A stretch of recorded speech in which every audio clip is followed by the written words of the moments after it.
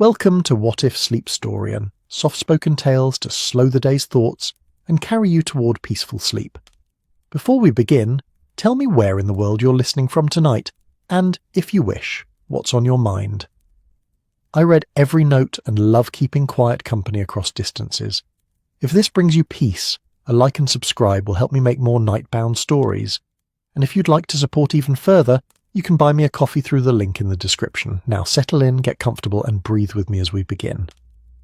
The morning arrived in Baker Street with the particular silence that only snow can bring, that hushed quality where London itself seems to hold its breath. The cold pressed against the window panes, each one frosted with patterns that might have been lace if ice had learned embroidery. Inside the sitting room at 221B, the fire had burned down to embers that glowed like secrets keeping themselves warm, and the air carried the mingled scent of old tobacco, leather-bound books, and Mrs. Hudson's breakfast tea steeping somewhere below. Sherlock Holmes stood at the window, one long finger tracing an absent pattern on the glass. He had been standing there for nearly 20 minutes, which was unusual even for a man known to spend hours in motionless contemplation. His dressing gown, a burgundy affair that had seen better decades, hung loosely about his spare frame, and his dark hair caught the grey morning light in a way that made him look almost spectral. But it was not the snow itself that held his attention, though London had been blessed, or cursed, depending on one's perspective, with a thick blanket of it overnight. It was the colour. Snow, in Holmes's considerable experience, came in shades of white or grey, when London's coal smoke and industrial ambition got the better of it, or even the yellowish tint that spoke of fog and gaslight mixing their influences. But this snow, the snow that had fallen in the night and now lay across the rooftops and streets, like a strange confession, held a tinge of crimson. Not the bright red of fresh blood, but something more subtle, more insidious, the pale pink of watered wine, or the blush on cheeks that have seen too much cold, or perhaps the colour of a secret that has just begun to leak. The gaslights along Baker Street had been extinguished an hour ago as dawn broke, but their absence only made the peculiarity more apparent.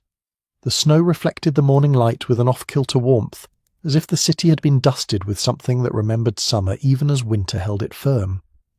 From his vantage point, Holmes could see the street sweepers already at work, their brooms making dark streaks through the crimson-tinged drifts, their breath rising in clouds that looked almost reproachful.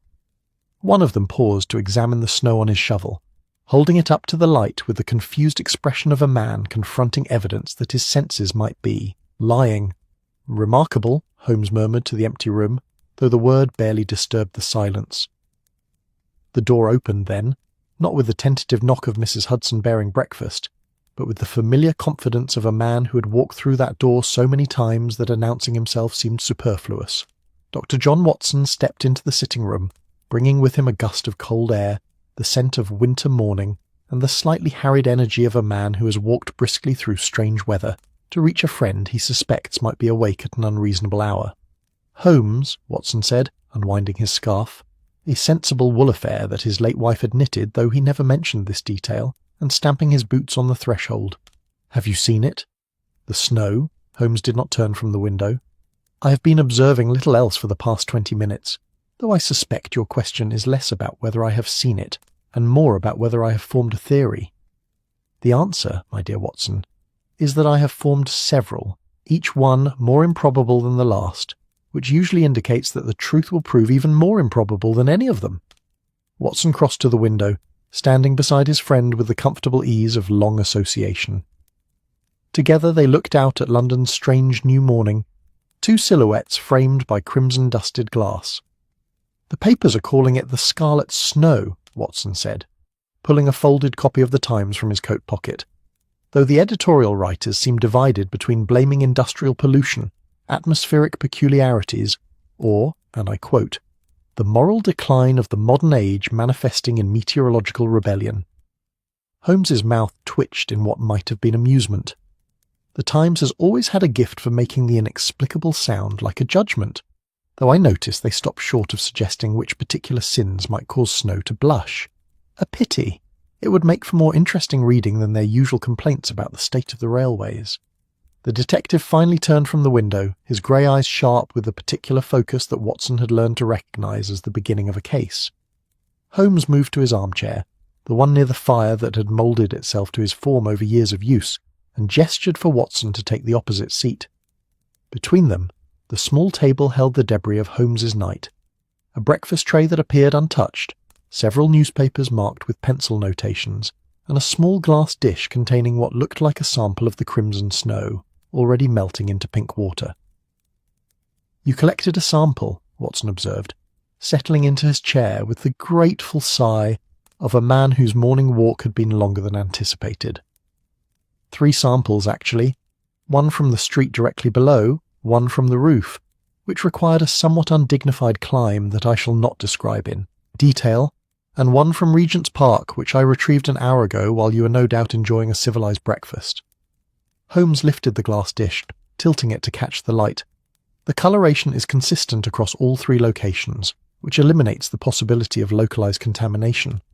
Whatever has tinted this snow did so before it fell, or at the very least during its descent." Watson leaned forward, his medical training asserting itself as it always did when presented with something unusual. Could it be some sort of algae? I've read of snow algae that can turn snow red or pink in Arctic regions. Chlamydomonas nivalis, if I recall correctly. The explorer's accounts mentioned it.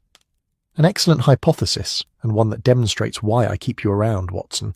Aside from your considerable skills with a service revolver, and your willingness to climb into hansom cabs at inconvenient hours. Holmes set the dish down carefully. However, snow algae requires specific conditions. Sustained snow cover, sunlight, and typically appears in spring or summer on old snow. This appeared overnight in December in London. Unless our local algae has developed unprecedented ambition, we must look elsewhere. The fire crackled, sending up a small shower of sparks that glowed briefly before dying. Outside, the sounds of London waking filtered through the window. The clip of horse hooves on snow-muffled cobblestones, the distant cry of a street vendor already hawking hot chestnuts, the perpetual rumble of the great city's machinery grinding through another day. But there was something different in the quality of those sounds, a tentative note, as if the city itself was uncertain how to proceed with crimson snow lying across its streets, like an unanswered question. "There's something else," Watson said quietly, unfolding the newspaper more fully. Buried on page 7, below the advertisements for patent medicines and above the shipping news, a death notice that caught my eye precisely because of how unremarkable it tried to be. Holmes's fingers steepled beneath his chin, a gesture so familiar that Watson could have sketched it from memory. "Do continue." "Captain Edmund Fairweather, late of Her Majesty's Royal Navy, retired. Found dead in his residence in Bloomsbury yesterday morning. The notice says, 'Natural causes.' But," Watson paused, his finger tracing the short paragraph. "Captain Fairweather was 43 years old, in reportedly excellent health, and had only recently returned from a lecture tour where he spoke about his Arctic expeditions. Natural causes seem convenient." "Convenient," Holmes repeated, savouring the word. "Yes, that is precisely the correct word, Watson. Convenient in the way that locked doors are convenient for keeping out unwanted questions, or the way that atmospheric peculiarities is convenient for explaining snow that has decided to dress itself in pink. Tell me, does the notice mention when Captain Fairweather returned from his lecture tour?" Watson scanned the article again. "It doesn't specify exactly, but the tour was in Scotland. He gave his final lecture in Edinburgh on December 15th. That would put his return to London at perhaps December 16th or 17th. "Which is to say," Holmes said softly, rising from his chair with the fluid grace of a cat that has spotted something interesting, "approximately 3 days before the first reports of crimson snow. How delightfully suggestive. I think, Watson, that we should pay a visit to Scotland Yard. Inspector Lestrade has a particular talent for knowing about deaths that are officially unremarkable, and I suspect Captain Fairweather's passing might be even more unremarkable than the papers suggest." Watson stood as well, reaching for his coat with the reflexive motion of a man who had followed Holmes into stranger situations than unusual weather. "You think there's a connection between the snow and the captain's death?" Holmes was already at the desk, scribbling a note, presumably to Mrs. Hudson, explaining their absence, in his precise, angular hand. "I think, my dear fellow, that London does not blush without reason. Snow does not take on the colour of embarrassment or guilt without cause. And retired Arctic explorers do not typically die of natural causes 3 days before meteorological impossibilities begin falling from the sky. Coincidence is merely God's way of remaining anonymous, as someone no doubt said at some point, but in my experience, coincidence also has a tendency to collapse under rigorous investigation. He sealed the note and turned to Watson with that particular gleam in his eye that meant the game was afoot, though he would never use such a theatrical phrase himself. Besides, I have always been curious about the Arctic. All that ice and darkness and silence, it seems the sort of place where secrets might keep themselves preserved indefinitely. Rather like how our peculiar snow has preserved its colour overnight, despite every thermodynamic principle suggesting it should have melted or faded by now. Watson pulled on his gloves, heavy wool that did little to ward off London's December bite, but at least provided the illusion of warmth. You've examined the melted sample, I take it? I have examined it, tested it, and found it most educational. The water contains trace amounts of what appears to be iron oxide, rust, essentially, along with organic compounds I cannot immediately identify without more sophisticated equipment than I possess in this sitting room. The combination suggests something biological, something that has learned to carry iron in its structure and release it under certain conditions, which is, you must admit, a rather remarkable evolutionary adaptation if it is indeed natural. They made their way down the 17 steps. Watson had counted them once during a period of convalescence, and the number had lodged in his mind, and out into the strange. Morning. Baker Street stretched before them, transformed by its crimson dusting into something almost otherworldly.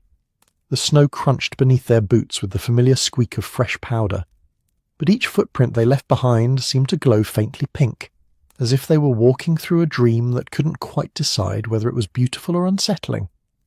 A passing cab slowed at Holmes's raised hand, the driver peering down at them with the suspicious expression of a London cabbie who has seen many strange things but still maintains standards.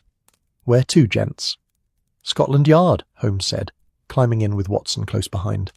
"And there's an extra shilling if you can tell me what you think of the snow," the driver snorted, setting the horse into motion with a practised flick of the reins. "I think it's a sign, is what I think. The end times, maybe, or some sort of judgment. My missus says it's the factories, all that smoke and such finally coming back to haunt us. But me? I think someone's having us on somehow. Snow ain't meant to be pink, any more than Thames water's meant to be clear." Holmes settled back against the worn leather seat, a slight smile playing at his lips. A philosopher and a sceptic, London is well served by its cabbies. The journey to Scotland Yard took them through streets that were slowly coming to life despite the unsettling weather. Shop windows glowed with gaslight, displaying their wares behind frost-traced glass. Street vendors stamped their feet and called out their goods, hot pies, roasted nuts, morning papers, with voices that carried a note of defiance, as if to say that strange snow or not, commerce would continue. Children played in the drifts, making snowballs that left pink stains on their mittens, their laughter cutting through the cold air with the resilience of youth that finds wonder in oddity rather than fear. Watson watched it all with the attentiveness of a man who had learned to observe, though he would never match Holmes's almost supernatural ability to extract meaning from minutiae. "It doesn't seem to be causing panic," he observed, "more confusion than fear." "For now," Holmes replied quietly, "but confusion has a way of curdling into fear when understanding fails to arrive. People can tolerate mystery if they believe answers are forthcoming. It is when the mystery persists, when the explanations offered prove inadequate, that civilization begins to fray at the edges. We have perhaps 3 days before curious phenomenon becomes dire omen, less if more people start dying." The cab rattled through the morning, carrying them toward answers that neither man suspected would prove as strange as the question painted across London's rooftops in shades of crimson and rose. Scotland Yard rose from the Thames embankment like a monument to Victorian certainty, all Portland stone and iron-framed windows that stared out at the river with the implacable gaze of institutional authority. The building itself seemed to radiate a particular kind of confidence, the belief that crime, however ingenious, would eventually bow before proper procedure and a well-maintained filing system. Holmes had always found this confidence both admirable and slightly tragic, like watching a man arm himself with an umbrella before walking into a hurricane. The crimson snow had settled on the yard's steps and courtyard, with what might have been interpreted as irony, dusting the seat of London's law enforcement in the same peculiar pink that now decorated half the city. A constable was attempting to sweep it away with the determined futility of someone who hasn't quite accepted that this particular problem might require more than a broom and good intentions. He looked up as Holmes and Watson approached, his young face caught between duty and bewilderment. "Morning, Mr. Holmes, Dr. Watson," he said, stepping aside with the automatic deference that Holmes's reputation commanded even among those who privately thought consulting detectives were an affront to proper police work. "Inspector Lestrade said you might be coming by. He's in his office, muttering about explorers and peculiar weather. Though to be fair, he's been muttering about peculiar weather since the snow started, same as everyone else in London." "And yet the snow continues to fall, indifferent to our muttering," Holmes observed, brushing a few pink-tinged flakes from his coat sleeve. "A reminder that nature, or whatever this is, operates outside the jurisdiction of Scotland Yard. How deflating for us all." Inside, the yard hummed with its usual morning activity, a carefully orchestrated chaos of constables filing reports, clerks shuffling papers, and the occasional arrested individual being escorted with varying degrees of cooperation toward the cells. The building smelled of coal smoke, damp wool, strong tea, and that indefinable scent of bureaucracy, ink and old paper, and the lingering ghost of 1,000 previous crimes seeking resolution. The crimson snow had followed them in on boots and coat hems, leaving small pink puddles on the tile floor that a harried cleaning woman was trying to mop up, while simultaneously cursing modern meteorology in terms that would have made a sailor blush. Inspector Lestrade's office sat at the end of a narrow corridor on the second floor, positioned strategically so that the inspector could observe the comings and goings below through his window, while maintaining the appropriate distance from the daily tumult. The door stood ajar, and through it came the sound of papers being shuffled with barely contained frustration, and Lestrade's voice muttering something about damned inconvenient timing. Holmes knocked once, perfunctorily, and entered without waiting for invitation, a habit that Lestrade had long since ceased to protest, having learned that Holmes operated by his own protocols and that resistance merely wasted energy better spent on actual investigation. Inspector G. Lestrade sat behind his desk in a pool of grey morning light that filtered through windows overlooking the Thames.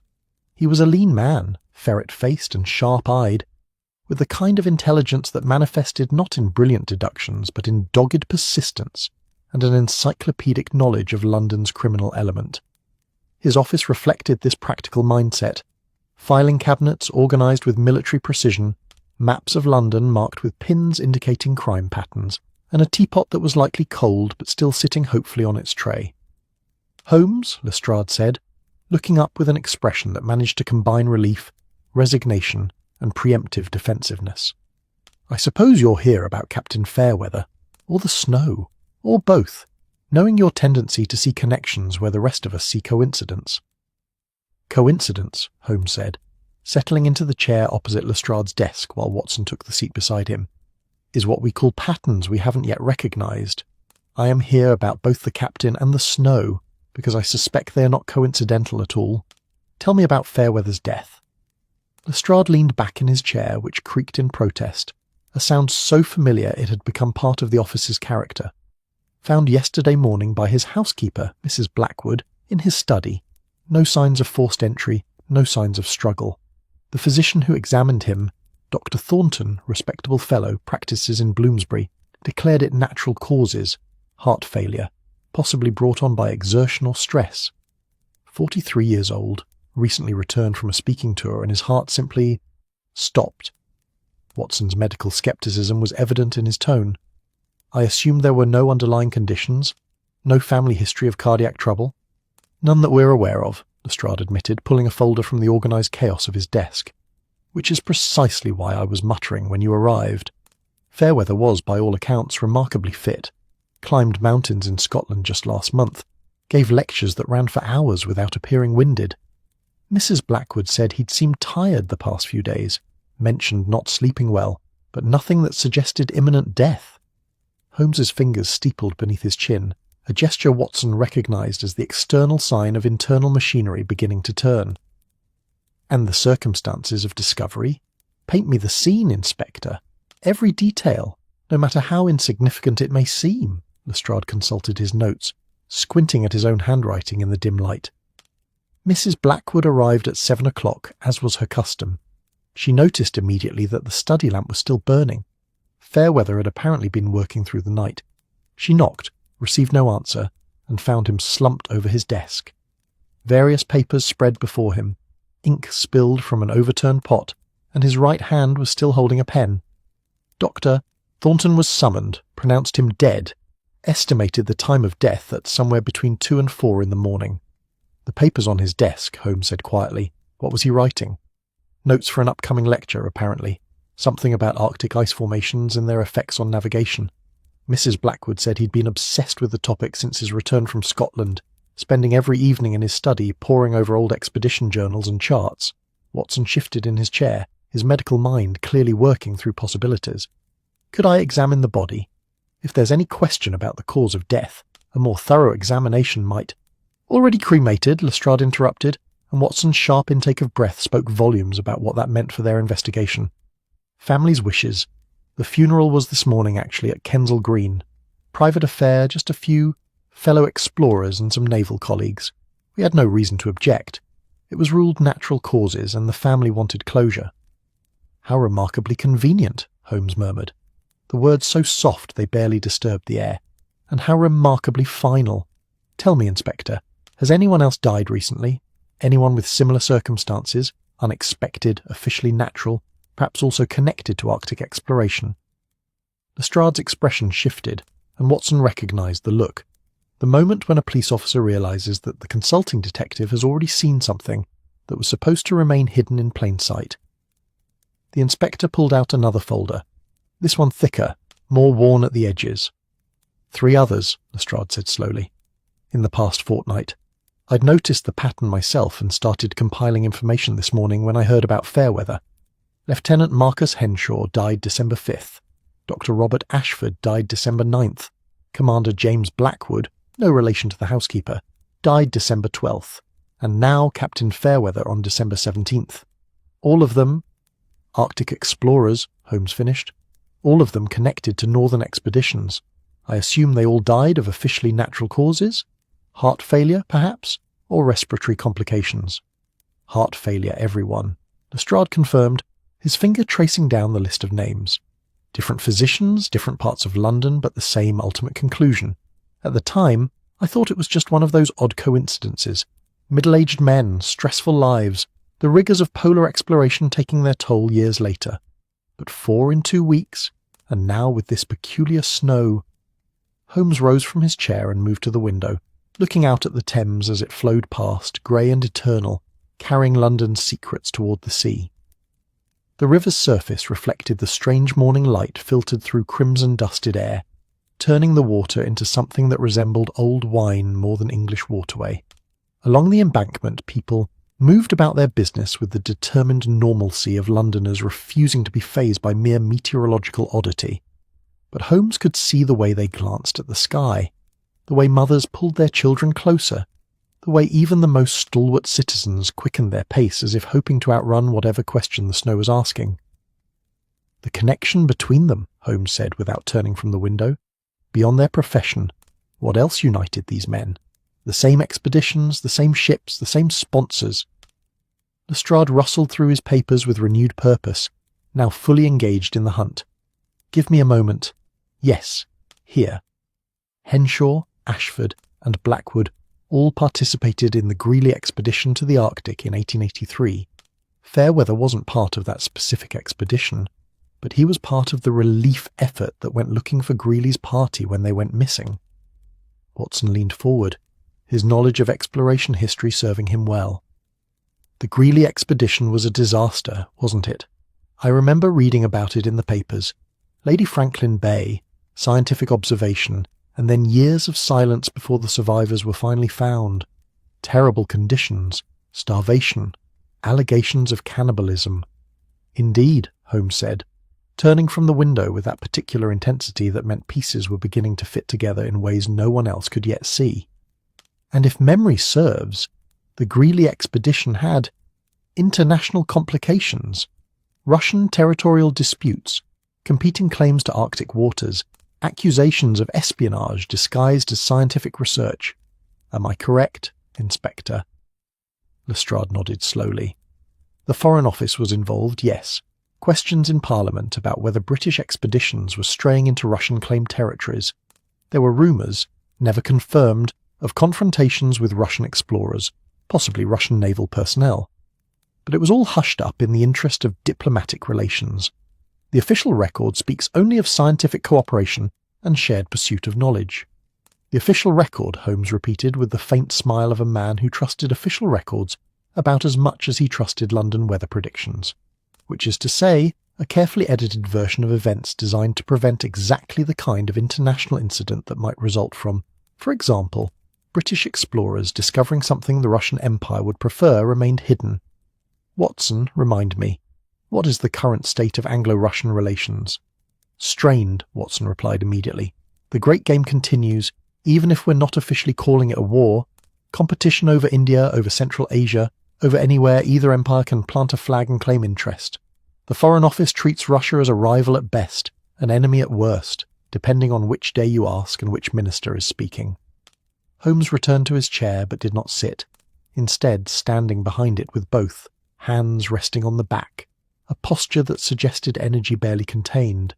"So we have 4 men, all connected to Arctic expeditions in waters disputed by Britain and Russia, all dying of improbably convenient heart failure within 2 weeks of each other, and all dying after the appearance of snow that has no business being the colour it is. The pattern, gentlemen, is beginning to emerge with unfortunate clarity. You think the Russians are involved?" Lestrade's scepticism was evident but not dismissive. He had learned to take Holmes's theories seriously even when they seemed to reach beyond the boundaries of reasonable deduction. "I think," Holmes said carefully, "that something happened during those Arctic expeditions. Something involving samples, perhaps biological samples, brought back from Siberian territories. Something that our 4 deceased explorers either discovered, transported, or witnessed. And I think that whatever they brought back has somehow manifested itself in our present circumstances, though the mechanism remains obscure." Watson stood as well, his mind clearly racing through possibilities. Biological samples that could cause heart failure, and also tint snow pink. Holmes, are you suggesting some sort of disease, a pathogen carried in ice or snow? "I am suggesting," Holmes said, already moving toward the door with Watson and Lestrade hurrying to follow, "that we need to speak with the survivors of those expeditions immediately. Someone knows what was found in the Arctic, what was brought back, and why it might be killing people now. We also need to examine whatever materials Captain Fairweather was working with before his death. Those papers Mrs. Blackwood mentioned, his journals, any specimens or samples he might have kept." They emerged back into the corridor, Holmes's long strides eating distance with Watson and Lestrade trailing in his wake, like rowboats trying to keep pace with a ship under full sail. Around them, Scotland Yard continued its morning routine, but there was an undercurrent of unease now, visible in the way constables clustered together murmuring about the strange snow, the way clerks glanced nervously toward windows as if expecting the crimson precipitation to darken into something worse. "The Royal Geographical Society," Holmes said as they descended the stairs toward the main entrance.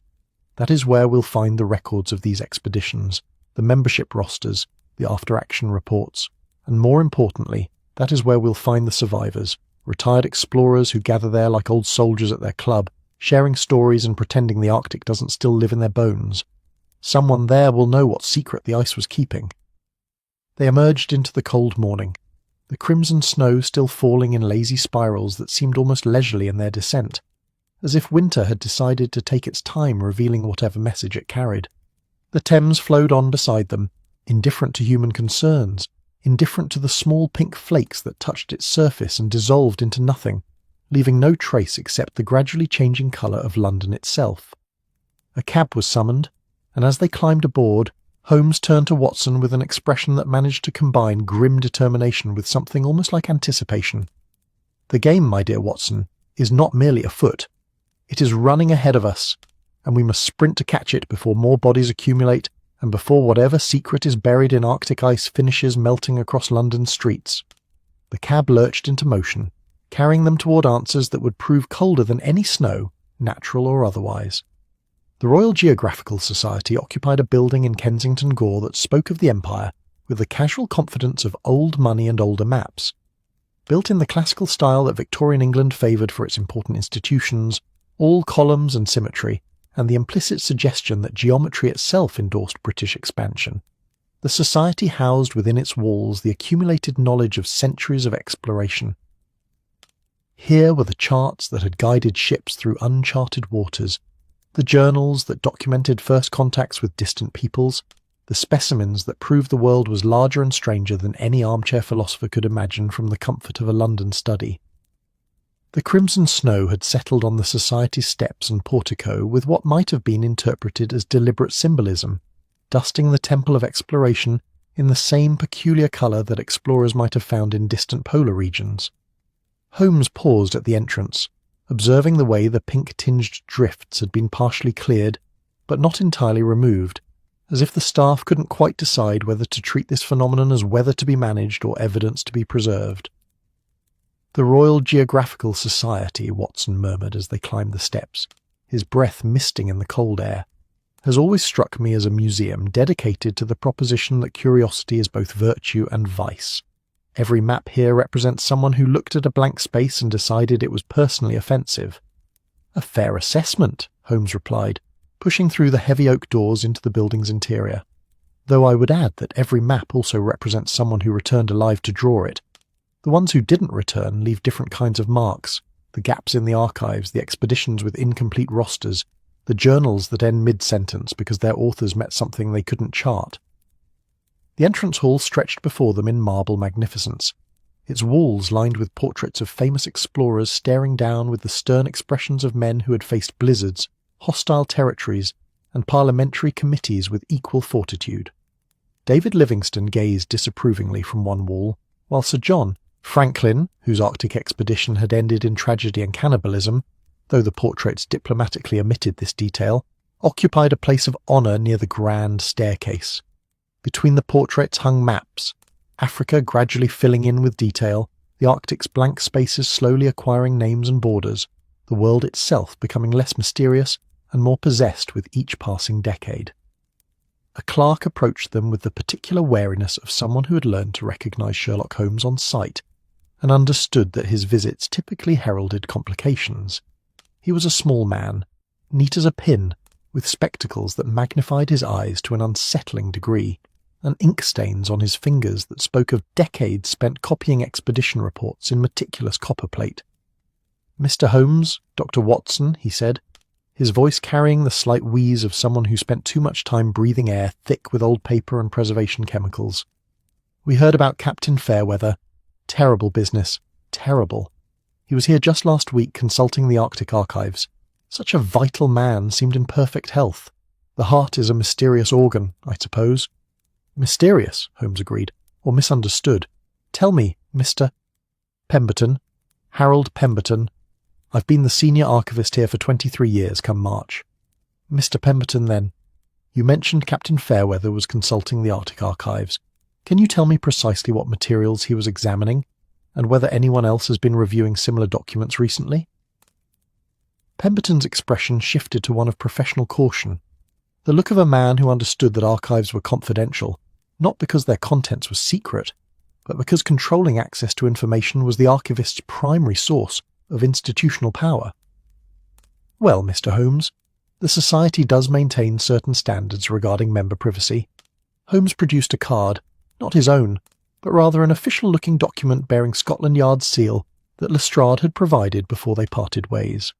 "Inspector Lestrade of Scotland Yard considers this a matter of potential criminality. Your cooperation would be appreciated and noted. Your obstruction would be remembered differently." The transformation was immediate. Pemberton's professional caution evaporated, replaced by the slightly flustered compliance of someone who had just realised that defending procedural protocols was considerably less important than avoiding Scotland Yard's displeasure. Of course. Let me consult the access logs, if you'll follow me." He led them through corridors lined with glass cases containing artefacts from famous expeditions, a sextant that had guided ships through Antarctic ice, a journal written in fading ink during an Amazon exploration, a compass whose glass face was cracked from some unspecified trauma that the accompanying placard described as an encounter with hostile forces in unmapped territory. The building smelled of old leather, preservation wax, and that particular mustiness that accumulates wherever human ambition is stored in written form. The archive itself occupied the building's heart, a large room whose walls were lined floor to ceiling with shelves bearing boxes, folders, and bound volumes organised according to some system that presumably made sense to Pemberton, but appeared to outside observers as barely controlled chaos. Large tables occupied the centre of the room, their surfaces scarred by decades of researchers taking notes, sketching maps, and occasionally spilling tea, despite prominent signs forbidding refreshments near the documents. Pemberton moved to a desk near the entrance and consulted a leather-bound ledger with the reverent care of someone handling scripture. His finger traced down columns of names and dates, his lips moving silently as he read. Captain Fairweather accessed the Greeley expedition materials on December 14th, Pemberton reported. Specifically, he requested Lieutenant Henshaw's personal journal, the one kept during the expedition itself, not the sanitized version published for public consumption, and Dr. Ashford's botanical collection notes. He also requested several boxes of photographic plates from the relief expedition, the one that finally found Greeley's survivors in 1884. Watson exchanged a glance with Holmes. Henshaw and Ashford, both now dead, both from the same expedition as Fairweather. He was researching his deceased colleagues, or, Holmes said softly, researching whatever they had discovered together. Mr. Pemberton, you mentioned a botanical collection. Dr. Ashford was a physician, not a botanist, if I recall correctly. Yes, but many of the Arctic explorers collected specimens opportunistically. Scientific advancement, you understand. Bring back whatever you find, let the experts at the British Museum sort out what's valuable. Dr. Ashford apparently had an interest in Arctic flora, particularly lichens and mosses that survive in extreme cold. His notes describe samples collected from the Siberian coast during the Greeley expedition. Holmes moved to one of the tables and sat with the controlled stillness of a predator settling in to wait. I need to see everything Captain Fairweather examined. Everything. Also, I need your complete access logs for the past month. Anyone who has consulted Arctic expedition materials, particularly anything related to Greeley, Henshaw, Ashford, or Siberian territories. Pemberton hesitated, glancing between Holmes and the archive shelves as if calculating the effort required. Watson, recognising the moment, produced a sovereign from his pocket and placed it gently on the desk. Not quite a bribe, more a suggestion that expediency had value beyond the merely abstract. I shall retrieve the materials immediately, Pemberton said, the coin disappearing into his waistcoat with practised efficiency. Though I must warn you, some of the photographic plates are quite disturbing. The Greeley survivors were not in good condition when found. He vanished into the stacks, leaving Holmes and Watson alone in the archive's cathedral silence. The room held that particular quality of stillness found only in places where knowledge accumulates, not the emptiness of absence, but the fullness of too much information waiting patiently to be rediscovered. Holmes, Watson said quietly, settling into a chair beside his friend, what exactly are we looking for? Some sort of botanical specimen that can cause heart failure and tint snow red. It sounds more like a Gothic novel than actual biology. Biology, Holmes replied, his eyes distant with thought, is far stranger than any Gothic novelist would dare imagine. Consider, there are insects that can control the minds of other insects, forcing them to walk to their deaths. There are fungi that turn ants into zombies. There are bacteria that survive in boiling water, in solid ice, in acid that would dissolve human flesh. Nature has been conducting horrifying experiments for millions of years, Watson. We have barely begun to catalogue them, let alone understand them. Pemberton returned bearing several boxes, which he arranged on the table with the careful precision of someone setting a formal dinner table. Lieutenant Henshaw's journal, he said, indicating a leather-bound volume whose pages had warped from moisture and time, Dr. Ashford's specimen notes, and 3 boxes of photographic plates from the relief expedition. I'm afraid the access logs will take some time to compile. Our filing system for administrative records is less sophisticated than our system for expeditionary materials. Then begin compiling them, Holmes said without looking up, already opening Henshaw's journal with hands that, despite their haste, treated the aged pages with appropriate delicacy. Watson, you take Ashford's notes. Look for anything unusual. Specimens that behaved oddly, observations that seemed to puzzle him, locations where samples were collected. For the next hour they read in silence broken only by the turning of pages and Pemberton's distant movements among the shelves. The archive's windows showed the day progressing beyond the walls, the crimson snow still falling in its lazy, inexorable way, accumulating depth and mystery with each passing moment. Occasionally, voices drifted up from the street, concerned murmurs, theories shouted between neighbours, the general bewilderment of a city trying to rationalise the irrational. Holmes read with the focused intensity of someone mining text for meaning the way prospectors mine rock for gold. Henshaw's journal proved to be exactly what Pemberton had suggested, a far more candid account than any official report would include. The lieutenant described tensions with Russian explorers encountered in Siberian waters, accusations of territorial violations, and at least one incident where shots were fired, though no one was injured, and the matter was resolved through diplomatic channels, which presumably meant everyone agreed to pretend it hadn't happened. But it was an entry dated July 15th, 1883, that made Holmes pause, his finger tracing the faded ink as if physical contact might extract additional meaning. "Watson," he said quietly, "listen to this. Ashford has become obsessed with a peculiar growth he found on ice samples collected near the Russian camp. He describes it as a red organism that appears dormant in cold but becomes active when warmed. Claims it's unlike any lichen or moss he's encountered. Blackwood thinks it's dangerous and wants Ashford to destroy the samples, but Ashford insists it could be scientifically significant. They argued about it for hours. I sided with Blackwood. Anything that makes the Russians nervous should make us nervous too, but Ashford can be stubborn when he believes science is at stake." Watson looked up from the specimen notes he'd been examining, his expression troubled. "Holmes, I've found Ashford's descriptions of that same organism. He collected it from ice near what he calls the Russian facility. He doesn't elaborate on what that means. He notes that the samples appeared to contain bacterial or fungal matter that demonstrated unusual survival characteristics and unexpected chromatic properties. He was planning to bring samples back to London for further study. Did he succeed?" Holmes asked, though his tone suggested he already knew the answer. According to his final entry, dated August 1883, he packed several sealed vials of the organism in ice, intending to transport them to the British Museum upon return to England. He notes that proper refrigeration would be essential to prevent, and here he underlines the word twice. Premature activation. Holmes stood abruptly, moving to the boxes of photographic plates with Watson close behind. They lifted the first plate to the light streaming through the archive's tall windows, revealing a haunting image captured in shades of grey and black. The photograph showed the Greeley camp, crude shelters half buried in snow, gaunt men with hollow eyes staring at the camera with expressions that suggested survival had cost them something more fundamental than mere physical comfort. But it was the background of the image that held Holmes's attention. Visible beyond the camp, barely distinguishable from the general whiteness of the Arctic landscape, stood what appeared to be a more substantial structure. Not a tent or improvised shelter, but something that looked almost industrial. Smokestacks, or perhaps ventilation shafts, rose against the grey sky. "The Russian facility," Watson murmured. "It's real. What were they doing out there, Holmes? In the middle of nowhere in conditions that can barely sustain life?" Holmes selected another photographic plate, this one showing a closer view.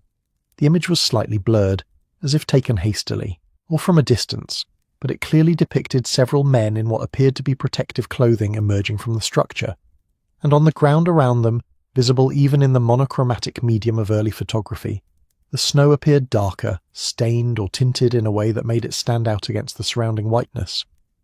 "They were conducting experiments," Holmes said, his voice carrying the quiet certainty of deduction crystallizing into fact.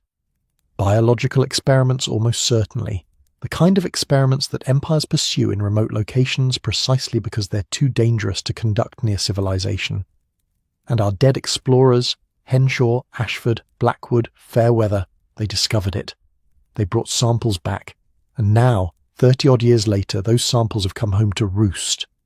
A sound from the archive's entrance made them both turn. Pemberton stood in the doorway, his face pale, holding a sheaf of papers that trembled slightly in his hands. "Mr. Holmes," he said, his voice barely above a whisper, "the access logs. You need to see them immediately. In the past 3 weeks, 7 people have accessed these Arctic materials. 4 of them, Henshaw, Ashford, Blackwood and Fairweather, are now dead. The other 3—" He paused, swallowing hard. The other 3 accessed the materials yesterday, after Fairweather's death, and one of them left a notation in the request form that I think you should see." He handed the papers to Holmes, who scanned them rapidly, his expression growing darker with each line. At the bottom of the 3rd page, written in a precise, almost mechanical script, someone had noted, "Collecting final documentation before departure. The ornithologist sends his regards to Mr. Holmes should he take interest." Watson felt his blood chill. Someone knew we would come here. Someone wanted us to find this. "Not someone," Holmes said quietly, his grey eyes hard as London stone. "Someone with intimate knowledge of the expedition, of the experiments, of what was brought back from Siberia. Someone who calls himself the ornithologist, a peculiar alias for someone involved in botanical or bacteriological research, unless—" He paused, turning to Pemberton. "These 3 names, do you have membership information? Photographs?" Pemberton nodded shakily and disappeared again into the stacks.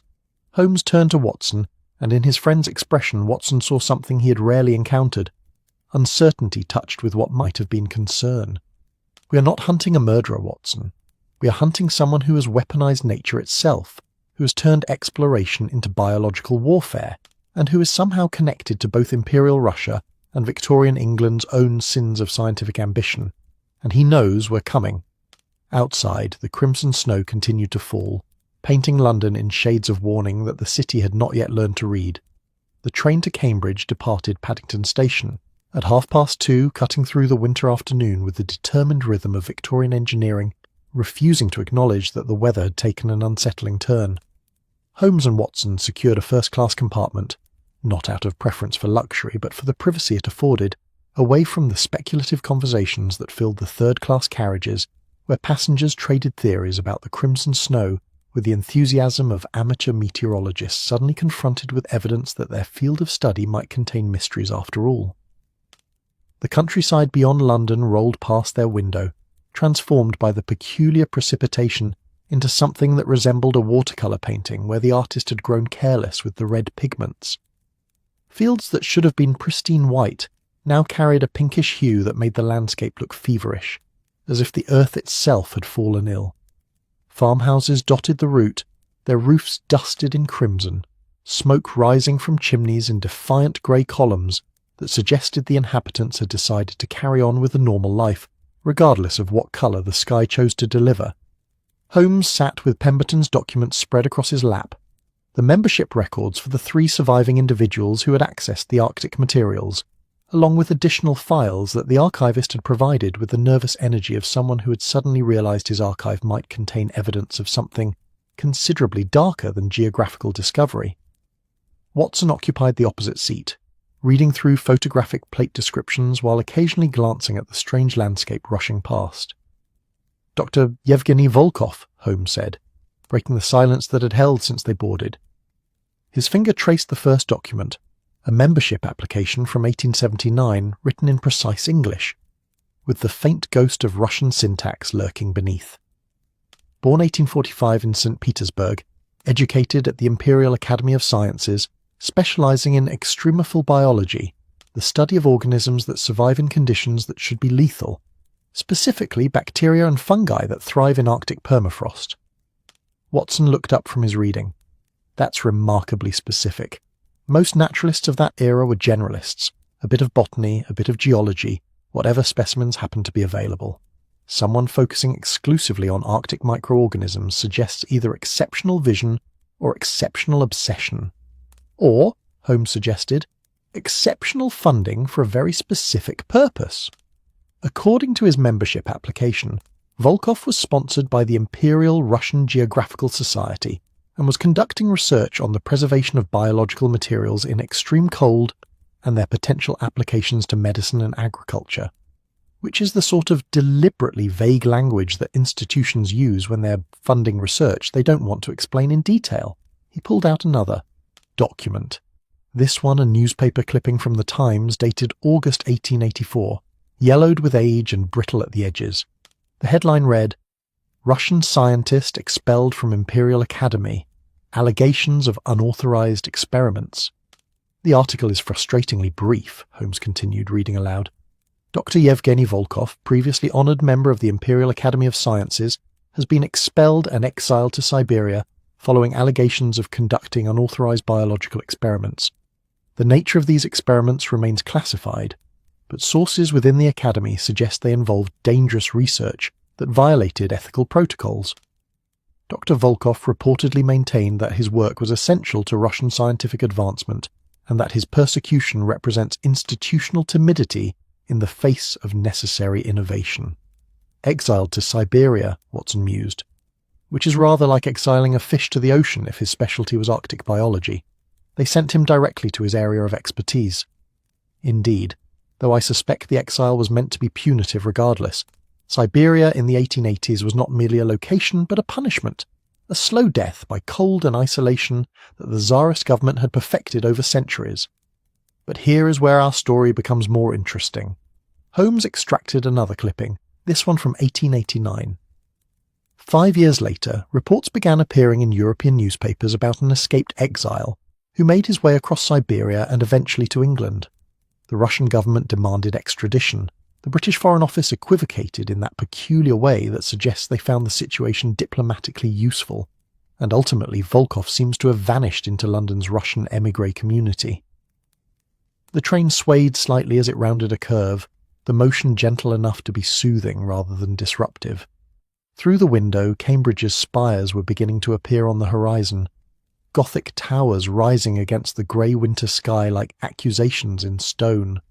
Reminders that knowledge and architecture had been intertwined in England since long before anyone thought to explore the Arctic or weaponize bacteria. So we have a disgraced Russian scientist, Watson summarized, exiled to Siberia for unauthorized experiments involving Arctic microorganisms, who then escapes and disappears into London's Russian community approximately 5 years ago. And now, men who participated in Arctic expeditions near Russian research facilities are dying of mysterious heart failure while snow falls red across the city. You omit one crucial detail, Holmes said, producing the final document from Pemberton's collection. According to the Royal Geographical Society's records, Dr. Volkov applied for membership in 1890, shortly after his arrival in England. His application was sponsored by none other than Dr. Robert Ashford, one of our deceased explorers. Ashford apparently met Volkov through London's scientific community and was fascinated by his research.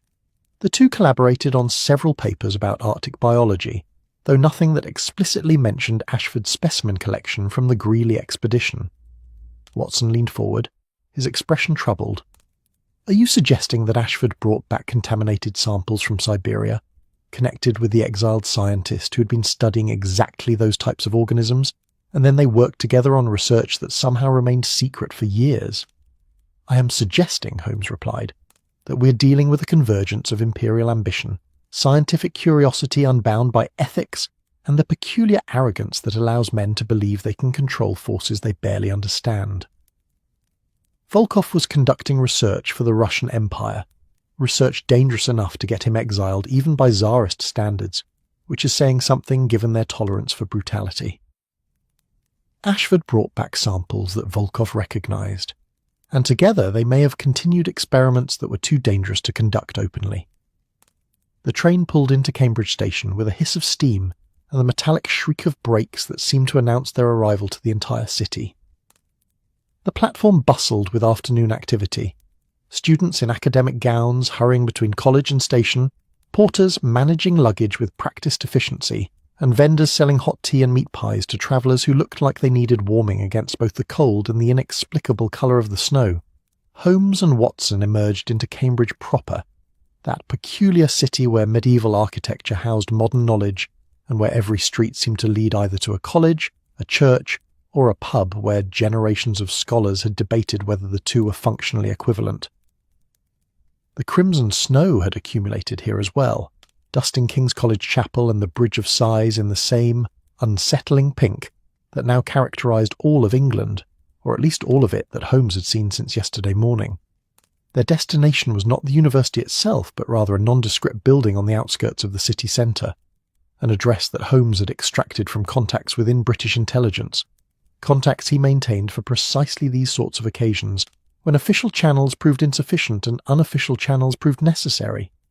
The building bore no sign, no indication of its purpose, merely a street number and a door painted in the same bureaucratic green that characterized government offices throughout the empire. Holmes knocked twice, paused, then knocked once more, a sequence that seemed arbitrary but was apparently meaningful to whoever monitored the entrance. The door opened to reveal a man in his 50s, grey-haired and grey-suited, with the sort of face that specialised in revealing nothing while observing everything. "Mr. Holmes," the man said, his voice carrying the cultivated neutrality of someone who had spent decades in intelligence work. "Dr. Watson, we've been expecting you. Colonel Morrison suggested you might take interest in the Volkov matter, given recent meteorological peculiarities. Please, come in." The interior proved as nondescript as the exterior. A waiting room with chairs no one was meant to find comfortable, walls painted in colours designed to discourage lingering, and the faint smell of old paper and older secrets that seemed to permeate every government building regardless of its official purpose or unofficial function. Their guide led them through a corridor and into an office where files were stacked with military precision, and a map of the Russian Empire dominated one wall, marked with pins and notations in what appeared to be a cipher. "I am Mr. Whitmore," their host said, settling behind a desk that had seen decades of service and bore the scars to prove it. "I coordinate certain activities related to Russian affairs. Dr. Volkov has been a person of interest to Her Majesty's government since his arrival in England, though we've maintained what you might call a watchful distance. The Foreign Office prefers that Russian exiles remain alive and in London rather than dead or extradited. They serve as useful reminders to the Tsar about the limits of his reach." Holmes sat without invitation, a gesture that Whitmore seemed to expect rather than resent. "Then you know where Volkov is, and presumably you know what he's been doing for the past 5 years." "We know where he was," Whitmore corrected. "Up until approximately 3 weeks ago, Dr. Volkov resided in Whitechapel, in the Russian émigré community, and worked as a consultant to various pharmaceutical companies interested in cold preservation techniques. He kept to himself, published occasional papers in obscure scientific journals, and gave no indication of continuing his more controversial research. We monitored him, as we monitor most Russian exiles of scientific background, but he seemed to have genuinely reformed." "And 3 weeks ago?" Watson prompted.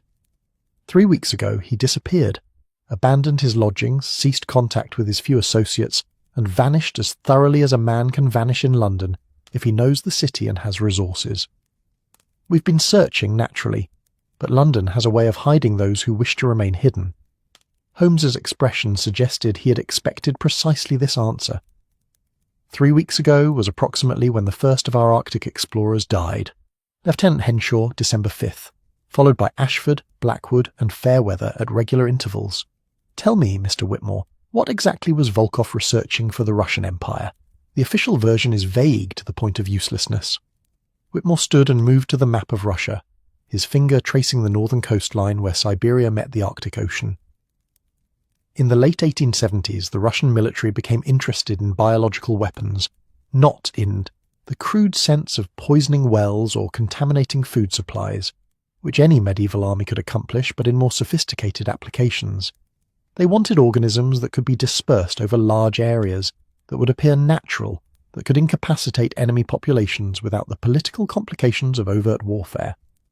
"Chemical weapons disguised as natural phenomena," Watson said quietly, his medical training giving him insight into exactly how horrifying such research would be. "Disease outbreaks that appear spontaneous, epidemics that conveniently strike only certain populations." Precisely. Volkov was brilliant, arguably the best microbiologist in Russia, possibly in all of Europe. The Imperial Academy gave him unlimited funding and complete freedom to pursue research in Siberian permafrost, where ancient microorganisms remain preserved in ice, dormant but viable. His goal was to find organisms that could be revived, cultivated, and deployed. Holmes's fingers steepled beneath his chin, his grey eyes distant with thought. But something went wrong. The experiments became too dangerous even by Russian military standards, and Volkov was exiled rather than executed, which suggests his work was valuable enough to preserve, even while the man himself became expendable. "According to our intelligence," Whitmore continued, "Volkov succeeded too well. He found organisms in the permafrost that were more dangerous than anticipated. Bacteria or fungi that could survive in extreme cold, that could be dispersed through precipitation and that produced symptoms resembling natural disease. But they were unstable, unpredictable. Some of his test subjects died, others survived but showed delayed effects. The Russian military wanted a weapon they could control. What Volkov gave them was a weapon that controlled itself. So they exiled him and shut down the research facility, Holmes said. But not before British explorers in the region, the Greeley expedition, discovered what was happening and brought back samples. Ashford specifically, given his botanical interests and his tendency to collect specimens. Whitmore nodded slowly. We believe Dr. Ashford brought back contaminated materials, yes, possibly without fully understanding what he had. When Volkov arrived in England, Ashford would have been one of the few people who could recognise the significance of those samples. They began working together quietly, outside official channels. Working toward what end? Watson asked. Continuing the research, trying to destroy the organisms, creating an antidote. That, Whitmore admitted, is what we don't know. Their collaboration was careful, conducted in private. No laboratory records, no official papers, nothing that would attract attention. But we know they met regularly, that Ashford provided Volkov with specimens, and that Volkov was extremely interested in Ashford's detailed notes about the Russian facility's location and operation. Holmes rose and approached the map, studying the Northern Territories with the focused attention of a man reading a murder confession written in geography. Is the facility still operational? We don't know. The Russians have become more sophisticated about hiding their research programs. But given current tensions between our empires, given the ongoing competition for Arctic territories and the resources they contain, it would be strategically naive to assume they abandoned such research entirely. A clock on the wall ticked steadily, marking seconds that felt suddenly precious given the implications spreading through the conversation, like the crimson snow spreading through London. Watson stood as well, moving to join Holmes at the map, and together they stared at the vast whiteness of Siberia, where secrets remained frozen and where ambition outpaced ethics with the approval of empires that valued power more than prudence. Volkov is in London, Holmes said finally, turning from the map to face Whitmore directly. He has been cultivating Ashford's specimens for years, improving them, stabilizing them, and understanding them in ways the Russian military never allowed him to. And now he's using them. The explorers are dying because they destroyed his original research facility during their expedition. Revenge for scientific work they helped interrupt. The red snow is his delivery system, his way of demonstrating that he has succeeded where both British and Russian oversight demanded he fail. A biological weapon dispersed through weather, Watson breathed. Good God, Holmes, the entire city could be at risk. Everyone who comes in contact with the snow is potentially exposed, Holmes finished, though the mechanism remains unclear. Why are only the explorers dying? Why hasn't there been a widespread outbreak? Unless... He paused, his expression shifting as new deductions clicked into place. Unless the current release is merely a test, a demonstration, Volkov is showing us what he can do, proving his weapon works before making demands or attempting a larger dispersal. Whitmore's face had gone pale. Mr. Holmes, if what you're suggesting is accurate, we're facing a threat that makes conventional warfare look civilized by comparison. A madman with a biological weapon that appears as natural snowfall, he could hold the entire city hostage, the entire country potentially. Not a madman, Holmes corrected quietly. A genius with a grievance, which is considerably more dangerous. Madmen are unpredictable. Geniuses with grievances are methodical. They plan. They refine. They wait for precisely the right moment to demonstrate that the world was wrong to dismiss them. He turned to Watson, and in his friend's face Watson saw the determination that characterized Holmes at his most focused, the moment when the hunt became not merely interesting, but urgent, when intellectual exercise transformed into a moral imperative.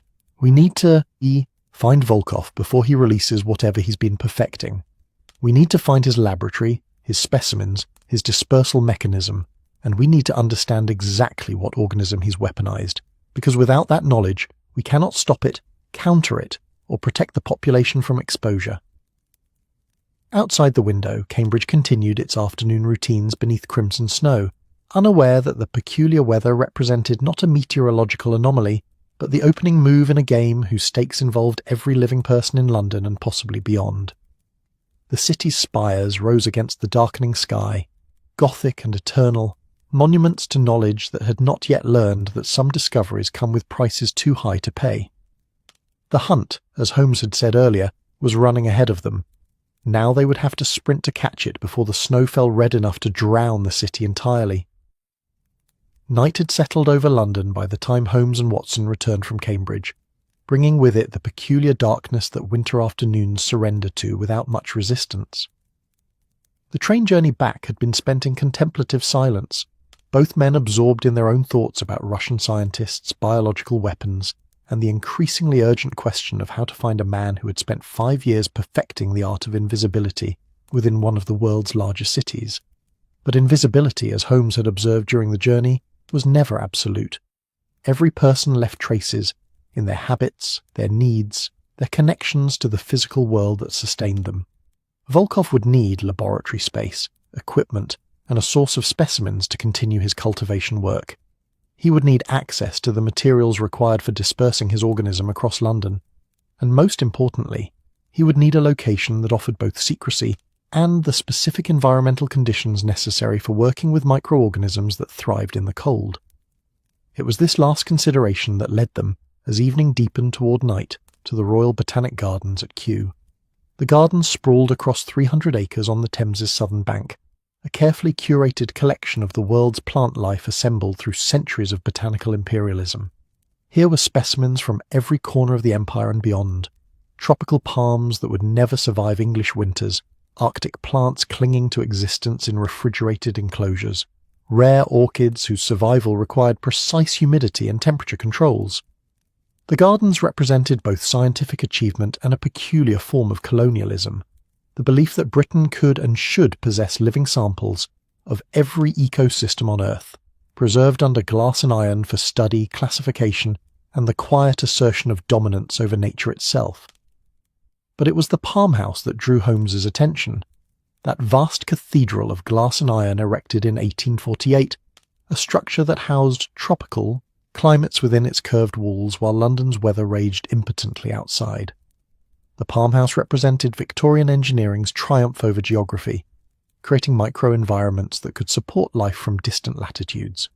And more relevantly for their current investigation, it represented a location where someone with knowledge of botanical systems could potentially hide equipment, establish a concealed laboratory, and work undisturbed among the thousands of plant specimens that received far more attention than the building's mechanical systems or storage areas.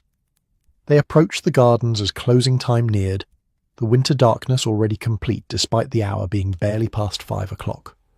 The main gate stood open still, though the ticket booth was shuttered and the paths showed evidence of recent sweeping, groundskeepers preparing to secure the facility for the night.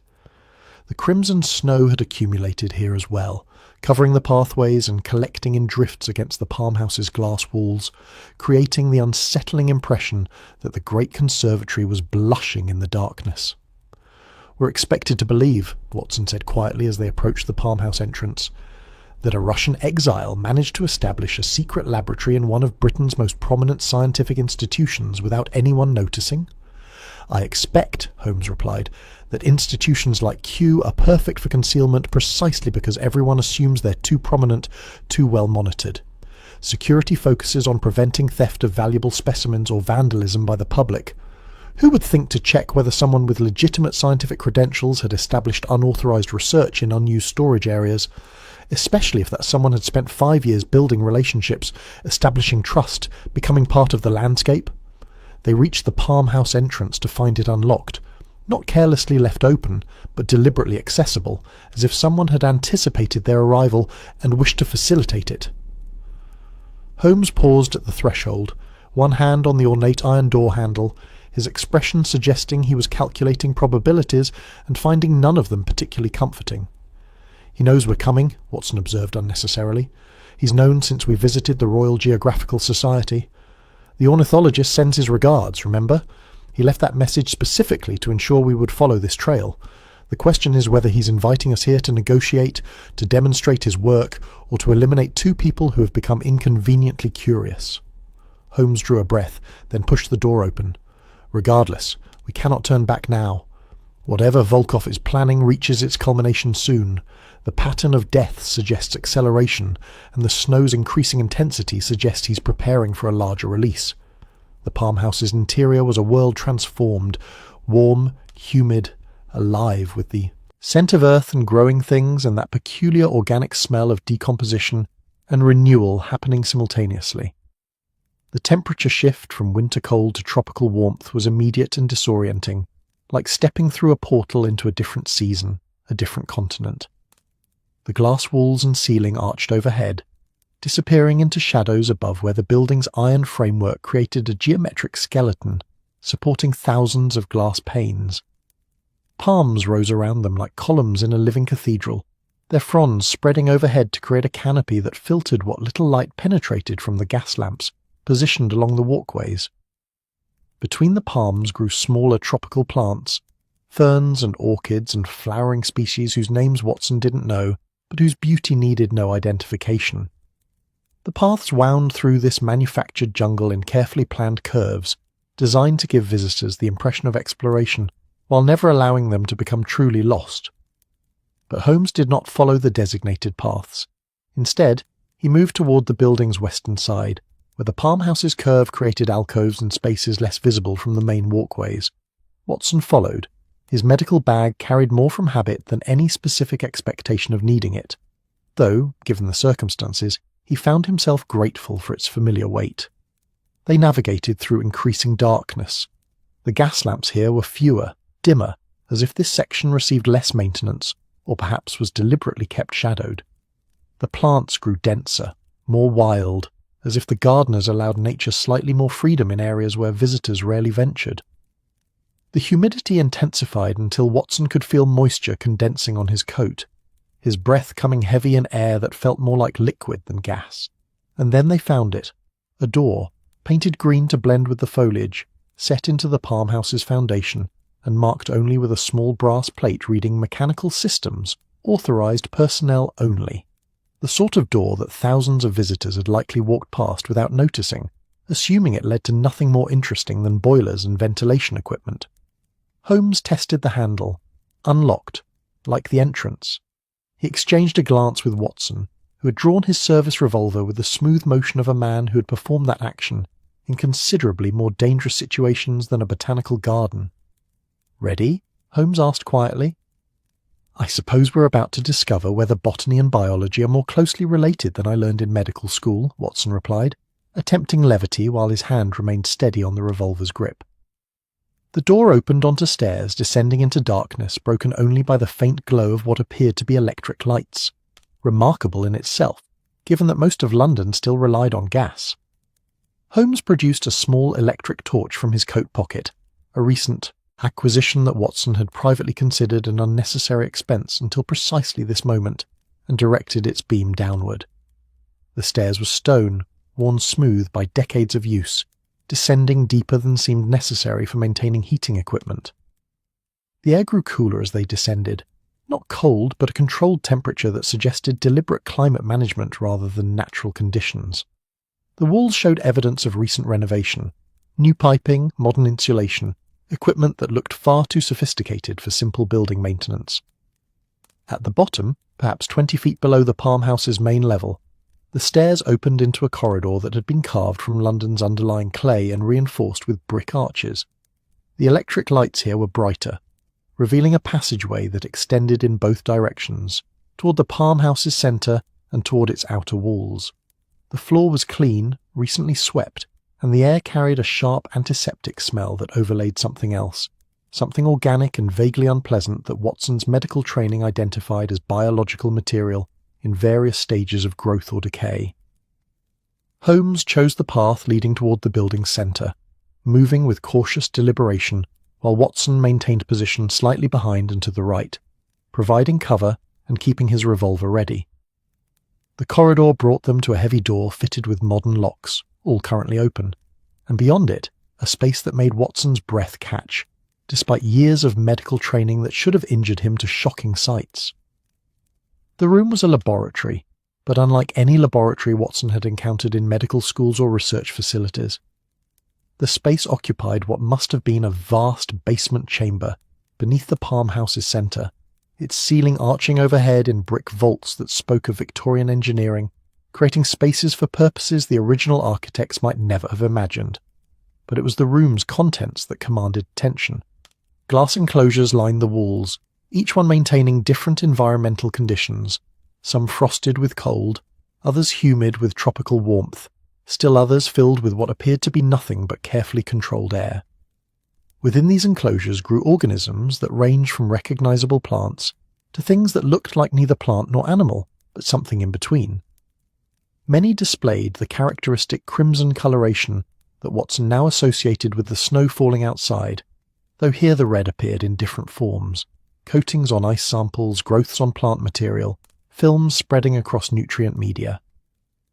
Laboratory benches occupied the centre of the room, covered with equipment that represented the cutting edge of microbiological research: microscopes of sophisticated design, incubation chambers, distillation apparatus, and devices whose purpose Watson could only guess. Notebooks lay open on one bench, their pages covered in neat Cyrillic script with occasional English annotations, detailed sketches of cellular structures, and what appeared to be cultivation protocols written with the precision of someone for whom a single mistake might prove catastrophic. And at the far end of the laboratory, standing beside a large glass enclosure filled with crimson-tinged ice, stood a man who could only be Dr. Yevgeny Volkov. He was perhaps 60 years old, though hardship made precise aging difficult, the kind of lean, weathered appearance that spoke of years spent in harsh conditions where comfort was scarce and survival required constant vigilance. His hair was grey, worn long enough to brush his collar, and his beard showed the same grey with occasional streaks of the black it must have been in youth. He wore a laboratory coat over simple clothing, and his hands, currently holding a glass beaker containing pink liquid, showed the chemical stains and small scars of someone who worked constantly with materials that occasionally proved hostile to human tissue. But it was his eyes that held Watson's attention. Pale blue, intelligent, and carrying an expression that combined scientific fascination with something that might have been sorrow or regret, or perhaps the peculiar satisfaction of someone who has finally been given an opportunity to demonstrate work they've perfected in secret. "Mr. Sherlock Holmes," Volkov said, his English heavily accented but grammatically precise, the product of someone who had learned the language through rigorous study rather than casual exposure. "Dr. John Watson, I have been expecting you since you visited the Royal Geographical Society this afternoon. Mr. Pemberton sent word, though I suspect he does not realise he did so. His habit of immediately consulting certain government contacts when unusual inquiries are made is well documented and entirely predictable." Holmes lowered his electric torch slightly, though Watson noticed his friend's posture remained alert, ready for sudden movement. "You left the message knowing we would come, the ornithologist, a reference to your work with avian dispersal mechanisms for bacterial agents, or merely a romantic pseudonym?" A slight smile touched Volkov's weathered face. "You're as perceptive as reputation suggests. Both, actually."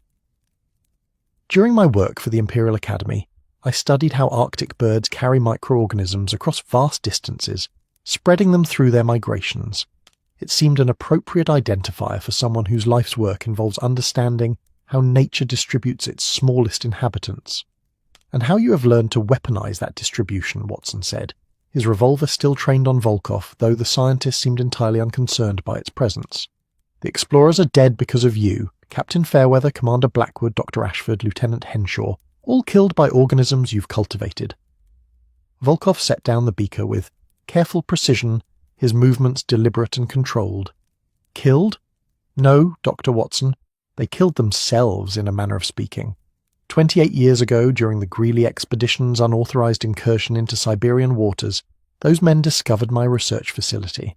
They could have reported it through diplomatic channels, could have allowed international negotiations to address the matter. Instead, they chose direct action." He moved to one of the glass enclosures, his hand resting gently against its cold surface. "They destroyed 3 years of work, burned my laboratory, released organisms into the environment without understanding what they were releasing, and in the process they killed 6 of my research assistants who were trapped inside when your British explorers decided that Russian science was their enemy. So this is revenge," Holmes said quietly. "Revenge for a facility destroyed and colleagues killed during what was essentially an act of espionage and sabotage." "This is justice," Volkov corrected, his voice hardening. "Justice delayed by exile, by poverty, by years of rebuilding what your compatriots destroyed. Dr. Ashford brought back samples, unknowingly contaminated, carrying dormant organisms that he preserved because they were scientifically interesting. When I arrived in England and discovered he possessed materials from my original research, I saw opportunity. Not for revenge, Mr. Holmes, but for completion. Watson's medical training asserted itself despite the circumstances. Does the organism cause delayed cardiac failure? Some sort of bacterial or fungal agent that remains dormant until activated? Remarkably astute, Volkov said, turning to face them fully. The organism is a bacterial species that exists naturally in Siberian permafrost, preserved for perhaps millions of years. It has evolved remarkable survival characteristics: dormancy in extreme cold, activation in warmer temperatures, and the ability to produce compounds that affect mammalian cardiac tissue. In nature, it likely helps decompose frozen animal remains when seasonal thaws occur. Under controlled cultivation, it becomes something far more interesting. He gestured to the crimson-tinted enclosures around them. The red coloration is a byproduct of iron compounds the bacteria uses in its metabolism. Essentially, it breathes iron the way we breathe oxygen. When dispersed in snow or ice, it remains dormant. When it contacts warmer environments, human body temperature for instance, it activates, multiplies, and begins producing its characteristic compounds. Which causes heart failure, Watson said, understanding crystallizing with horrifying clarity. The explorers were exposed 28 years ago. The organism established itself in their bodies, remained dormant or low level for decades, and then you reactivated it somehow? Through the red snow? Volkov nodded slowly, his expression suggesting a teacher pleased that his student had grasped a complex concept. Through the red snow, yes, a massive exposure that triggered the dormant infections they'd been carrying for years. The organism recognized its own kind in the environment and responded by accelerating its reproductive cycle within their bodies. The result: acute cardiac stress, system failure, death within hours of exposure. And the rest of London, Holmes asked, his voice carrying a dangerous quiet. Everyone who has touched this crimson snow, are they now infected? Carrying dormant bacteria that you can activate at will? Some are infected, yes, perhaps thousands. But the organism is not universally virulent. It requires specific conditions, specific blood chemistry, specific immune responses. Most people will experience nothing worse than mild flu-like symptoms as their bodies eliminate the bacteria naturally. But those with the right conditions... Volkov paused, letting the implication settle. They become potential carriers, potential victims, potential demonstrations of what can happen when empires play with forces they cannot control. Watson felt cold despite the laboratory's carefully maintained temperature. You're threatening biological warfare, holding the entire city hostage with an organism that most people can survive, but that you can potentially make lethal to anyone you choose. I am demonstrating, Volkov corrected, what your British explorers unleashed 28 years ago when they destroyed my facility, without understanding the consequences. The organisms they released into the Siberian environment have been spreading naturally ever since, carried by wind and water and animal migration. The Arctic is contaminated with bacteria your own people helped free. I am simply showing you what that contamination means. He moved back to the bench and lifted one of the notebooks, opening it to reveal detailed sketches of bacterial colonies, alongside charts showing infection rates and transmission vectors. I have spent 5 years perfecting my understanding of this organism, learning to control it, to cultivate it, to deploy it with precision. The 4 explorers were a demonstration, proof that I can target specific individuals, that the organism responds to my commands, that what was destroyed can be rebuilt. And what now? Holmes asked, his grey eyes studying Volkov with the focused intensity of someone reading a complex text in an unfamiliar language. You've proven your point. You've taken your revenge. The explorers are dead. But you didn't bring us here merely to confess. You want something. Volkov closed the notebook and met Holmes's gaze directly. I want recognition. I want the British government to acknowledge what their explorers did in Siberia. I want compensation for my destroyed research and my murdered colleagues, and I want to guarantee that I can continue my work without interference. Not as a weapon, Mr. Holmes, but as science. This organism has medical applications, potential benefits that could justify its danger if properly studied. You're trying to negotiate, Watson said incredulously, using biological terrorism as leverage to force the government to fund your research?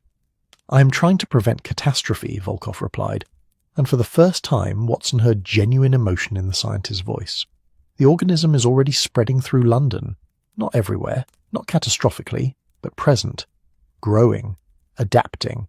If I cannot continue studying it, understanding it, developing countermeasures, then eventually it will mutate beyond my control. The red snow is my controlled release, carefully measured, specifically targeted, but nature does not respect control.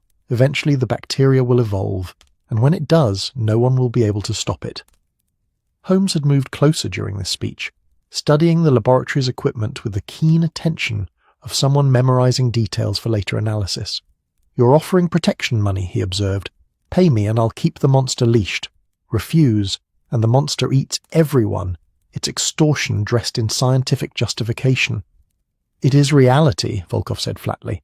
"The British Empire destroyed my facility, my life's work, my colleagues. Now I offer a choice. Acknowledge that destruction, make amends, and allow me to continue research that could save millions, or refuse, and watch as what you helped unleash consumes your city from within."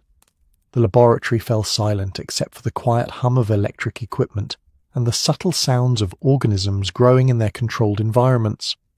Outside, beyond the brick walls and glass ceilings and layers of earth, the crimson snow continued falling across London, marking the city with a question that now demanded an answer. How much was safety worth? And who decided the price?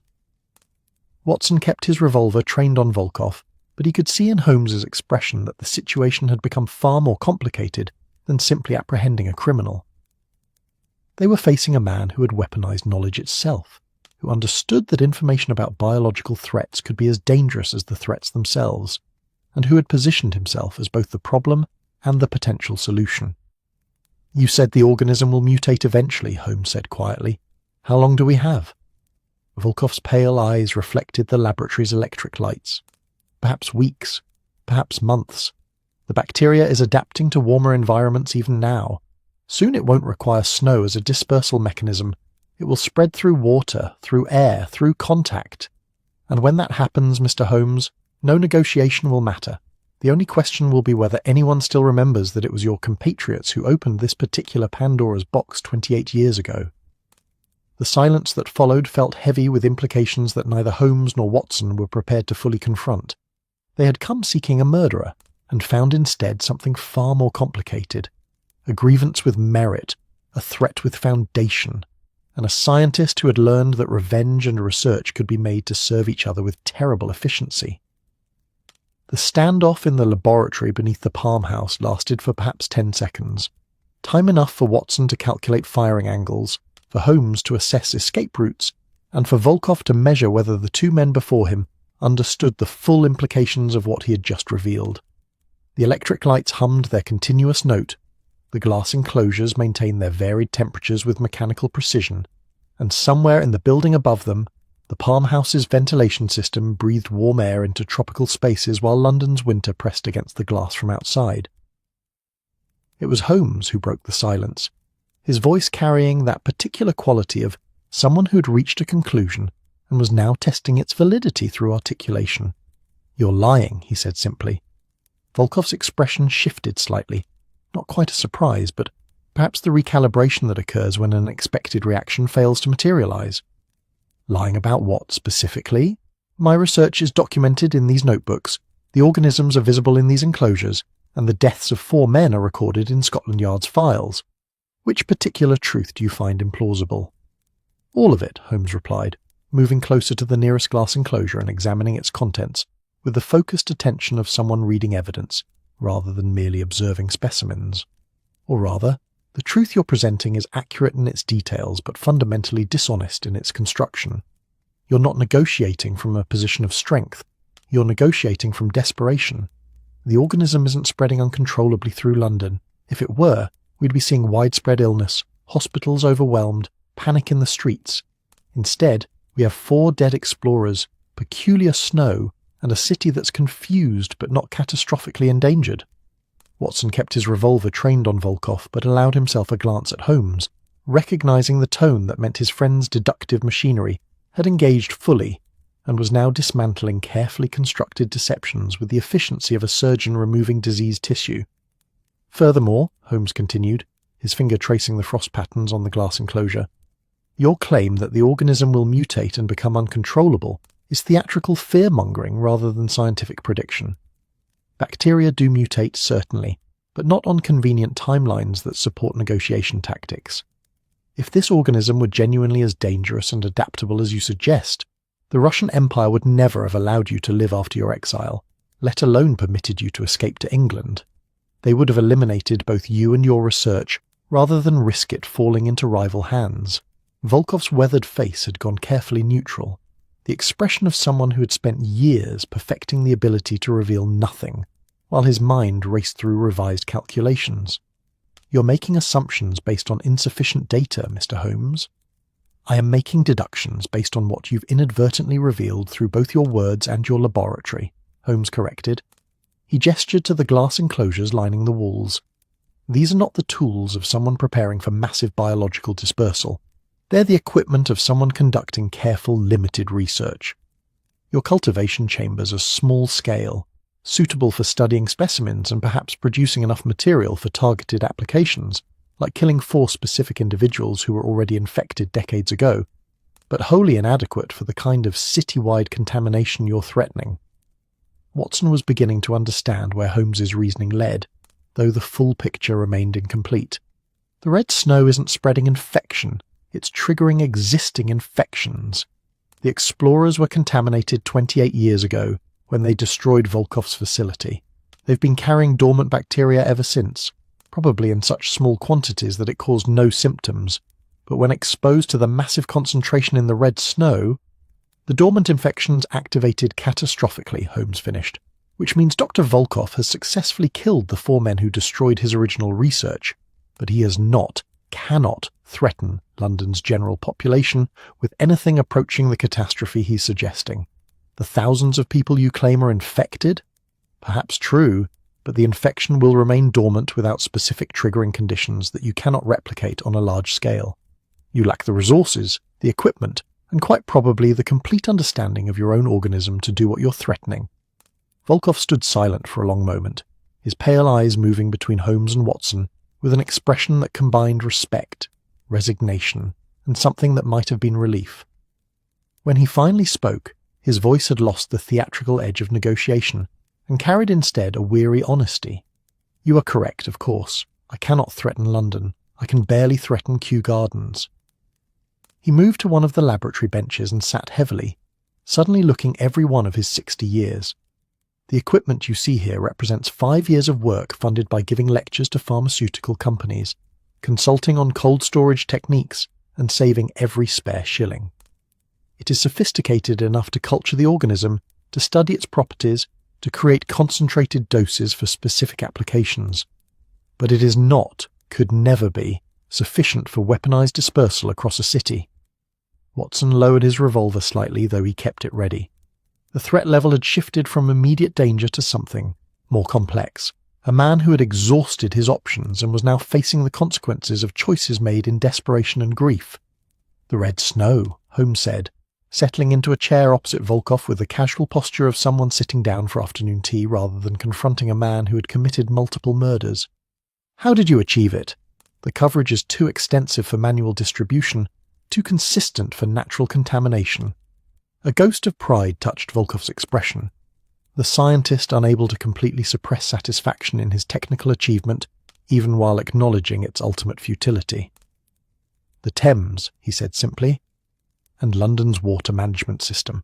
The bacteria is dispersed through carefully calculated points in the river and its tributaries. When water evaporates, it carries microscopic bacterial spores into the atmosphere. When that moisture condenses into snow, it brings the bacteria with it.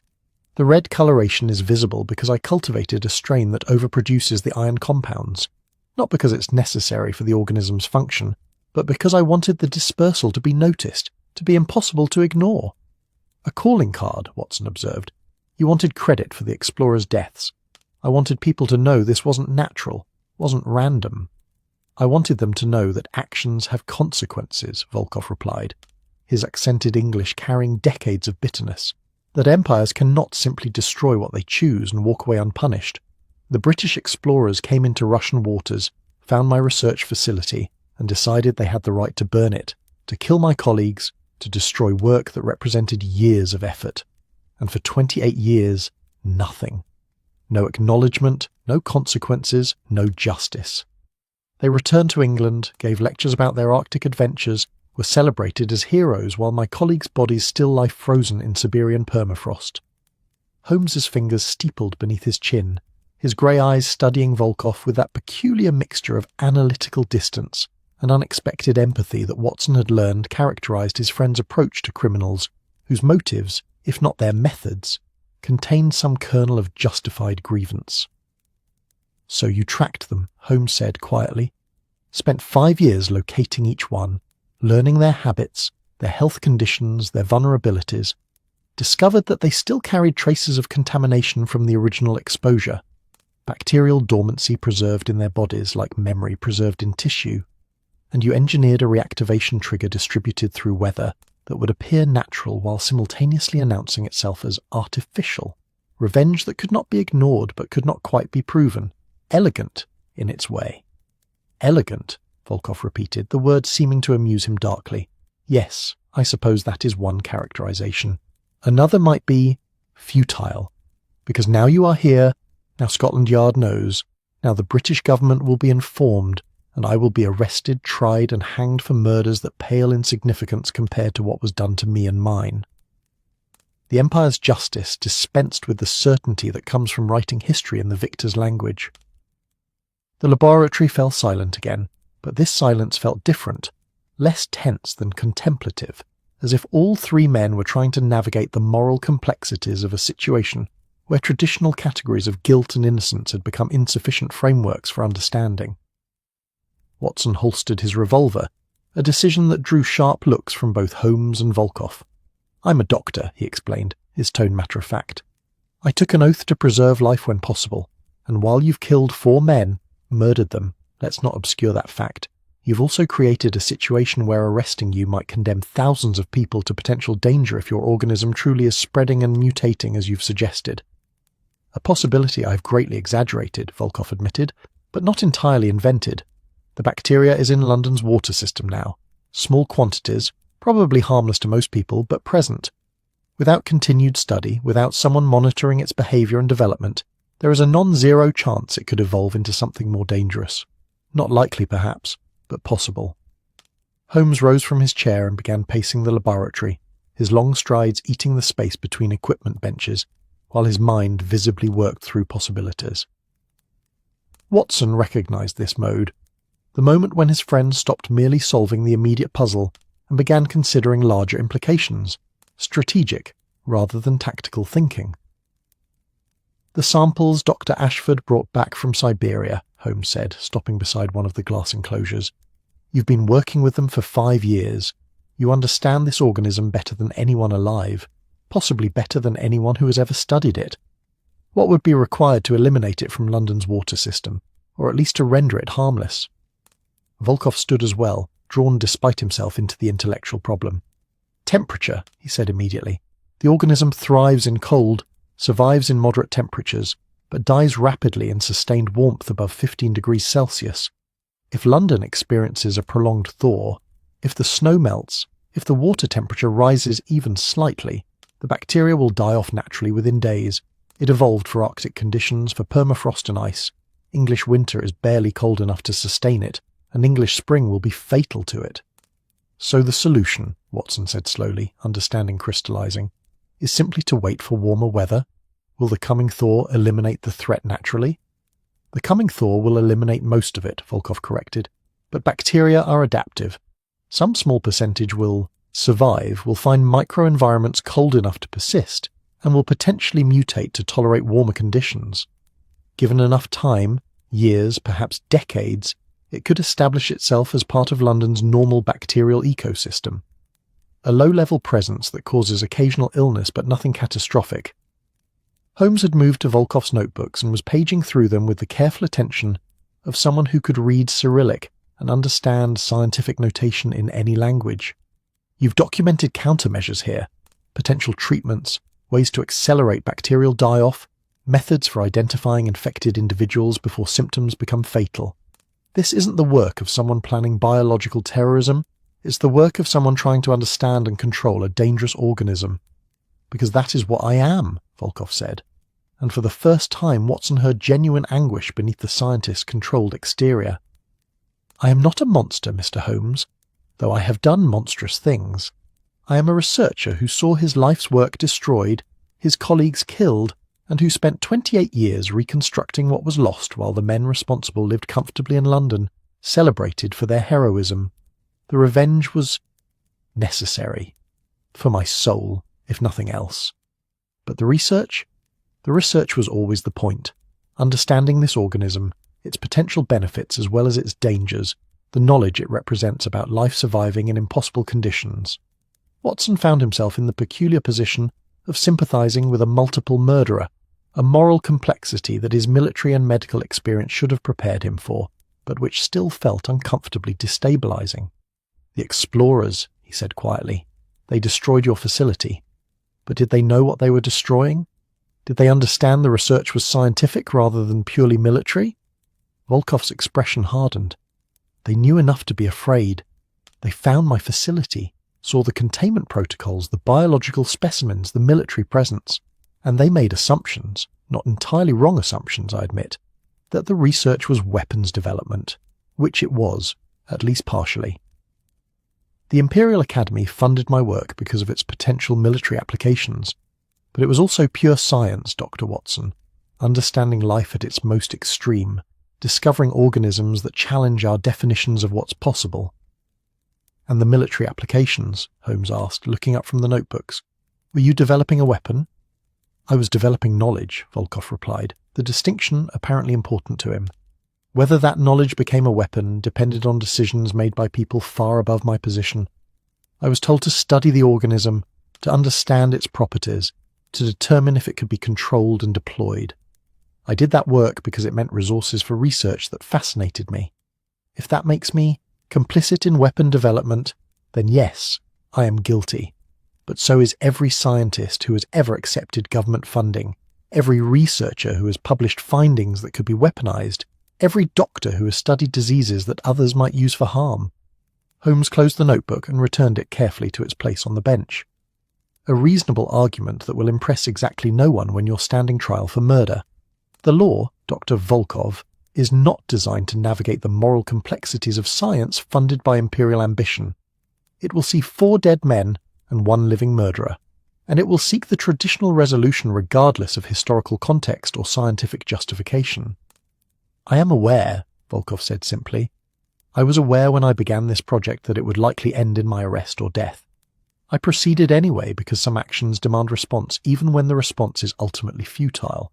The explorers died knowing, I made certain they knew, left evidence at each death scene, that their past had caught them. That is worth my life, I think. The 3 men stood in the underground laboratory, surrounded by the tools of both scientific inquiry and calculated murder, while above them London continued its evening routines under crimson snow that was already beginning to thin as temperatures crept upward with the approaching night. The Victorian confidence that had built the Palm House and the British Empire itself seemed suddenly fragile, revealed as a glass shell protecting against chaos that was always waiting just beyond the carefully maintained temperature controls. Watson moved to the nearest glass enclosure and studied the bacterial colonies growing within, their red-tinged surfaces catching the electric light in ways that made them seem almost alive with intent rather than merely biological process. If we arrest you now, he said thoughtfully, these specimens remain. Your research continues, but without you to control or understand it. If we don't arrest you, I become a criminal protected by the government because my knowledge is more valuable than justice, Volkov finished. Neither option is satisfactory from any ethical perspective. But ethics, Dr. Watson, rarely survive contact with reality. We make compromises, we justify choices, we tell ourselves that the greater good justifies the immediate wrong. It is how empires function, how science progresses, how individuals navigate worlds where every option is stained with someone else's blood. Holmes had been silent during this exchange, his expression distant with thought, and when he finally spoke his voice carried the careful precision of someone who had reached a conclusion but was still testing its soundness. There is a third option. You provide all your research, every notebook, every sample, every protocol, to British authorities, specifically to scientists at the Royal Society, who can study it safely and develop comprehensive countermeasures. In exchange, you receive consideration for cooperation, possibly even continued involvement in the research under controlled circumstances. You're suggesting, Volkov said slowly, that I trade freedom for knowledge, that I confess to murder but offer enough scientific value to make imprisonment preferable to execution? I am suggesting, Holmes replied, that you acknowledge reality. You've already lost. The revenge is complete, the explorers are dead, and your larger threats have been revealed as exaggerations. What remains is the question of what happens to the organism you've reintroduced to the world and the knowledge you've accumulated about controlling it. The British government will want that knowledge. They will want it enough to make arrangements, to find accommodations that preserve your value while acknowledging your crimes. Watson could see the logic in Holmes's proposal, even as he felt visceral discomfort with its implications. We're talking about leveraging scientific expertise to reduce consequences for murder, using imperial need for knowledge to circumvent justice. We're talking about pragmatism, Holmes corrected, about recognizing that the world operates on interests rather than ideals, and that sometimes the most just outcome is not the most publicly satisfying one. Dr. Volkov goes to trial, he hangs, his research dies with him, or falls into hands less competent to manage it. Or he lives, continues his work under supervision, and the knowledge he possesses becomes a resource rather than dying, as punishment for crimes committed in response to crimes that were never acknowledged. Volkov had moved to his laboratory bench and was gathering his notebooks, stacking them with the careful precision of someone handling items of great value. And what guarantee do I have that the British government will honour such an arrangement? That I will not simply be imprisoned indefinitely once my knowledge has been extracted? None whatsoever, Holmes said with brutal honesty. You have committed murder on British soil. You have no leverage beyond the value of your cooperation, and that value diminishes as your knowledge is transferred to others. But it is still a better outcome than hanging, and it has the virtue of potentially preserving human life by allowing your research to continue productively rather than destructively. The laboratory's electric lights flickered momentarily, some irregularity in the power supply, or perhaps just the building's mechanical systems adjusting to evening operations. And in that brief dimness, Watson saw the three of them as shadows among shadows, men negotiating in an underground space about matters that would never be discussed openly, making compromises that would never be acknowledged publicly, choosing between bad options because the good ones had been exhausted or had never existed at all. There is still the matter, Volkov said quietly, of the dispersal mechanism. The bacteria is being introduced to the Thames at 3 locations through automated systems I installed over the past month. They will continue operating until manually disabled or until their bacterial cultures are exhausted, approximately another week at current rates. If you want to stop the red snow, those systems must be shut down. Locations? Holmes asked, producing a small notebook and pencil from his coat pocket. Volkov provided them. Addresses along the Thames's upper reaches, industrial areas where his installations would blend with the general machinery of London's infrastructure. Holmes noted them carefully, his handwriting precise even in the underground laboratory's imperfect light. And the antidote? Watson asked. You mentioned potential treatments. Do they exist beyond theoretical protocols? I have developed a compound that accelerates bacterial die-off in infected individuals, Volkov admitted. It is not perfect, a success rate approximately 60% in my limited testing, but it is better than nothing. The formula is in my notebooks, along with detailed instructions for synthesis. Any competent chemist could produce it, though the ingredients are somewhat exotic. He paused, looking around the laboratory that had been his sanctuary and workspace for 5 years, the place where he had reconstructed his life's work and enacted his revenge. I will cooperate fully, he said finally. Not because I believe in British justice or trust imperial mercy, but because the research deserves to continue. The organism is fascinating, potentially valuable, and yes, potentially dangerous. It should be studied by people who understand both its benefits and its risks, not hidden or destroyed out of fear. Holmes stood and extended his hand, a gesture that surprised both Watson and, apparently, Volkov himself. The scientist stared at the offered hand for a moment before accepting it, the handshake brief but carrying unexpected weight, an acknowledgement between two men who understood that knowledge and morality often occupied incompatible territories. "We will need to contact Scotland Yard," Holmes said.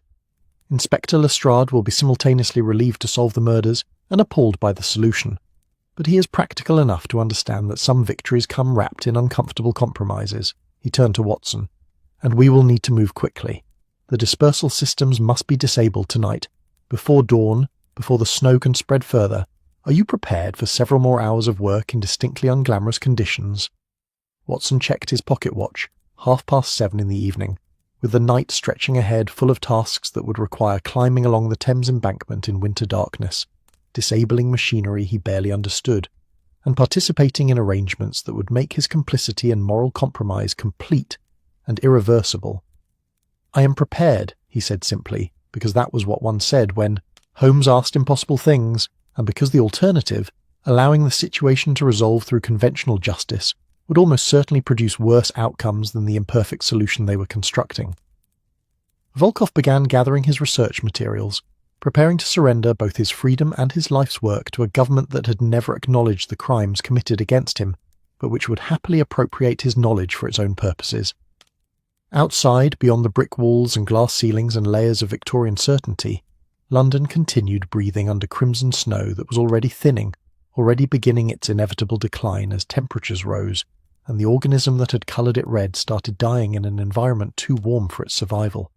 The thaw was coming, both literal and metaphorical, and with it would come the slow erasure of evidence, the gradual return to normalcy, and the uncomfortable awareness that justice was a luxury afforded only to those whose crimes were simple enough to punish without creating larger problems than they solved. Spring arrived in London with the tentative quality of a guest uncertain of their welcome, bringing with it temperatures that crept above freezing and stayed there long enough for the city to remember that winter was a season rather than a permanent condition. The crimson snow melted slowly over the course of 3 weeks, leaving behind pink-tinged puddles that dried into nothing, and gradually the streets returned to their familiar grey-brown palette, the colour of commerce and coal smoke, and a city that had decided peculiar weather was just another story to add to its collection of improbable events survived through British determination and deliberate indifference. It was now early March, and Sherlock Holmes stood at the window of 221B Baker Street, in much the same position he had occupied that December morning when the red snow first appeared. But the view beyond the glass had transformed. Bare trees showed the first hints of green. The sky had lost its oppressive winter weight, and the morning light carried a warmth that promised eventual summer, even if spring remained unconvinced of its own reality. Watson sat in his usual chair, reading the Times with the habitual attention of someone who had learned that newspapers contained multiple layers of truth. What they reported, what they omitted, and what they reported in ways designed to obscure while appearing to illuminate. The front page carried a small article, buried below news of parliamentary debates and agricultural reports, noting that the atmospheric peculiarity that had affected London in December had been attributed to unusual weather patterns interacting with industrial pollution, and that public health officials were satisfied no lasting effects would result from the brief phenomenon. "They've made it disappear," Watson observed without looking up from the paper, "reduced it to a curiosity, a minor oddity that briefly troubled the city before being explained away by science and administrative confidence. No mention of murdered explorers, Russian scientists, or biological weapons distributed through snow." Holmes turned from the window, his lean figure backlit by morning sun, in a way that made him appear almost spectral. "Of course they've made it disappear. That is what governments do with inconvenient truths. They file them, classify them, and reduce them to footnotes that will be read by historians who lack the context to understand their significance. The official record will show that 4 retired explorers died of natural causes in December 1887, that London experienced unusual snow coloration due to atmospheric conditions, and that various administrative improvements were made to the city's water management systems. And Volkov, Watson asked, finally setting the newspaper aside. "What does the official record say about him?" "Nothing," Holmes replied, moving to his chair and settling into it with the fluid grace of someone whose body had finally remembered how to relax after months of tension. "Dr. Yevgeny Volkov does not exist in any official capacity. He was never arrested, never tried, never acknowledged. Instead, a consulting researcher has been retained by the Royal Society to conduct specialised studies in extremophile biology, working under strict supervision in a laboratory whose location is not disclosed but which I happen to know is in a repurposed military facility in Kent. Watson absorbed this information with the weary acceptance of someone who had spent enough time around government operations to understand that justice and resolution were not synonyms. So he gets exactly what you proposed. Continued research in exchange for cooperation, his crimes quietly ignored because his knowledge is valuable. The 4 men he killed received no acknowledgement, no justice, just administrative silence. They received the justice of being remembered, Holmes said quietly, which is sometimes the only justice available when the crimes themselves are tangled in larger crimes that empires prefer not to examine. Henshaw, Ashford, Blackwood and Fairweather destroyed a Russian research facility and killed 6 people while operating in territory where they had no legal authority. Volkov responded by killing 4 people using biological weapons he had spent decades perfecting. Both actions were murder. Both were also acts of war conducted outside official channels by individuals who believed they were serving larger purposes. He paused, his grey eyes distant with thought. The question of who deserves punishment becomes impossible to answer when everyone is guilty of something and no one can be held accountable without exposing institutional complicity.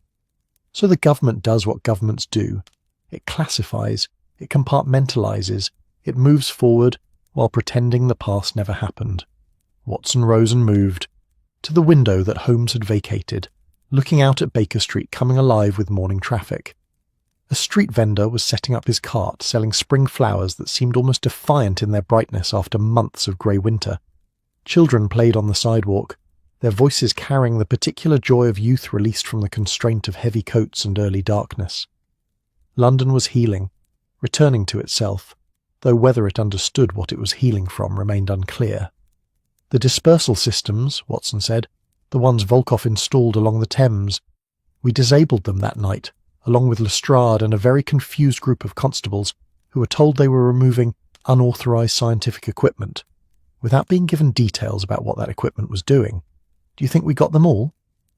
Volkov provided 3 locations, and we found installations at all 3, Holmes replied. But whether there were others, whether he held back information as insurance, whether additional systems exist that he himself didn't know about because the bacteria has found its own ways to propagate, these are questions without definitive answers. Biology is not as controllable as we like to pretend, Watson. Organisms adapt, evolve, find niches we didn't anticipate.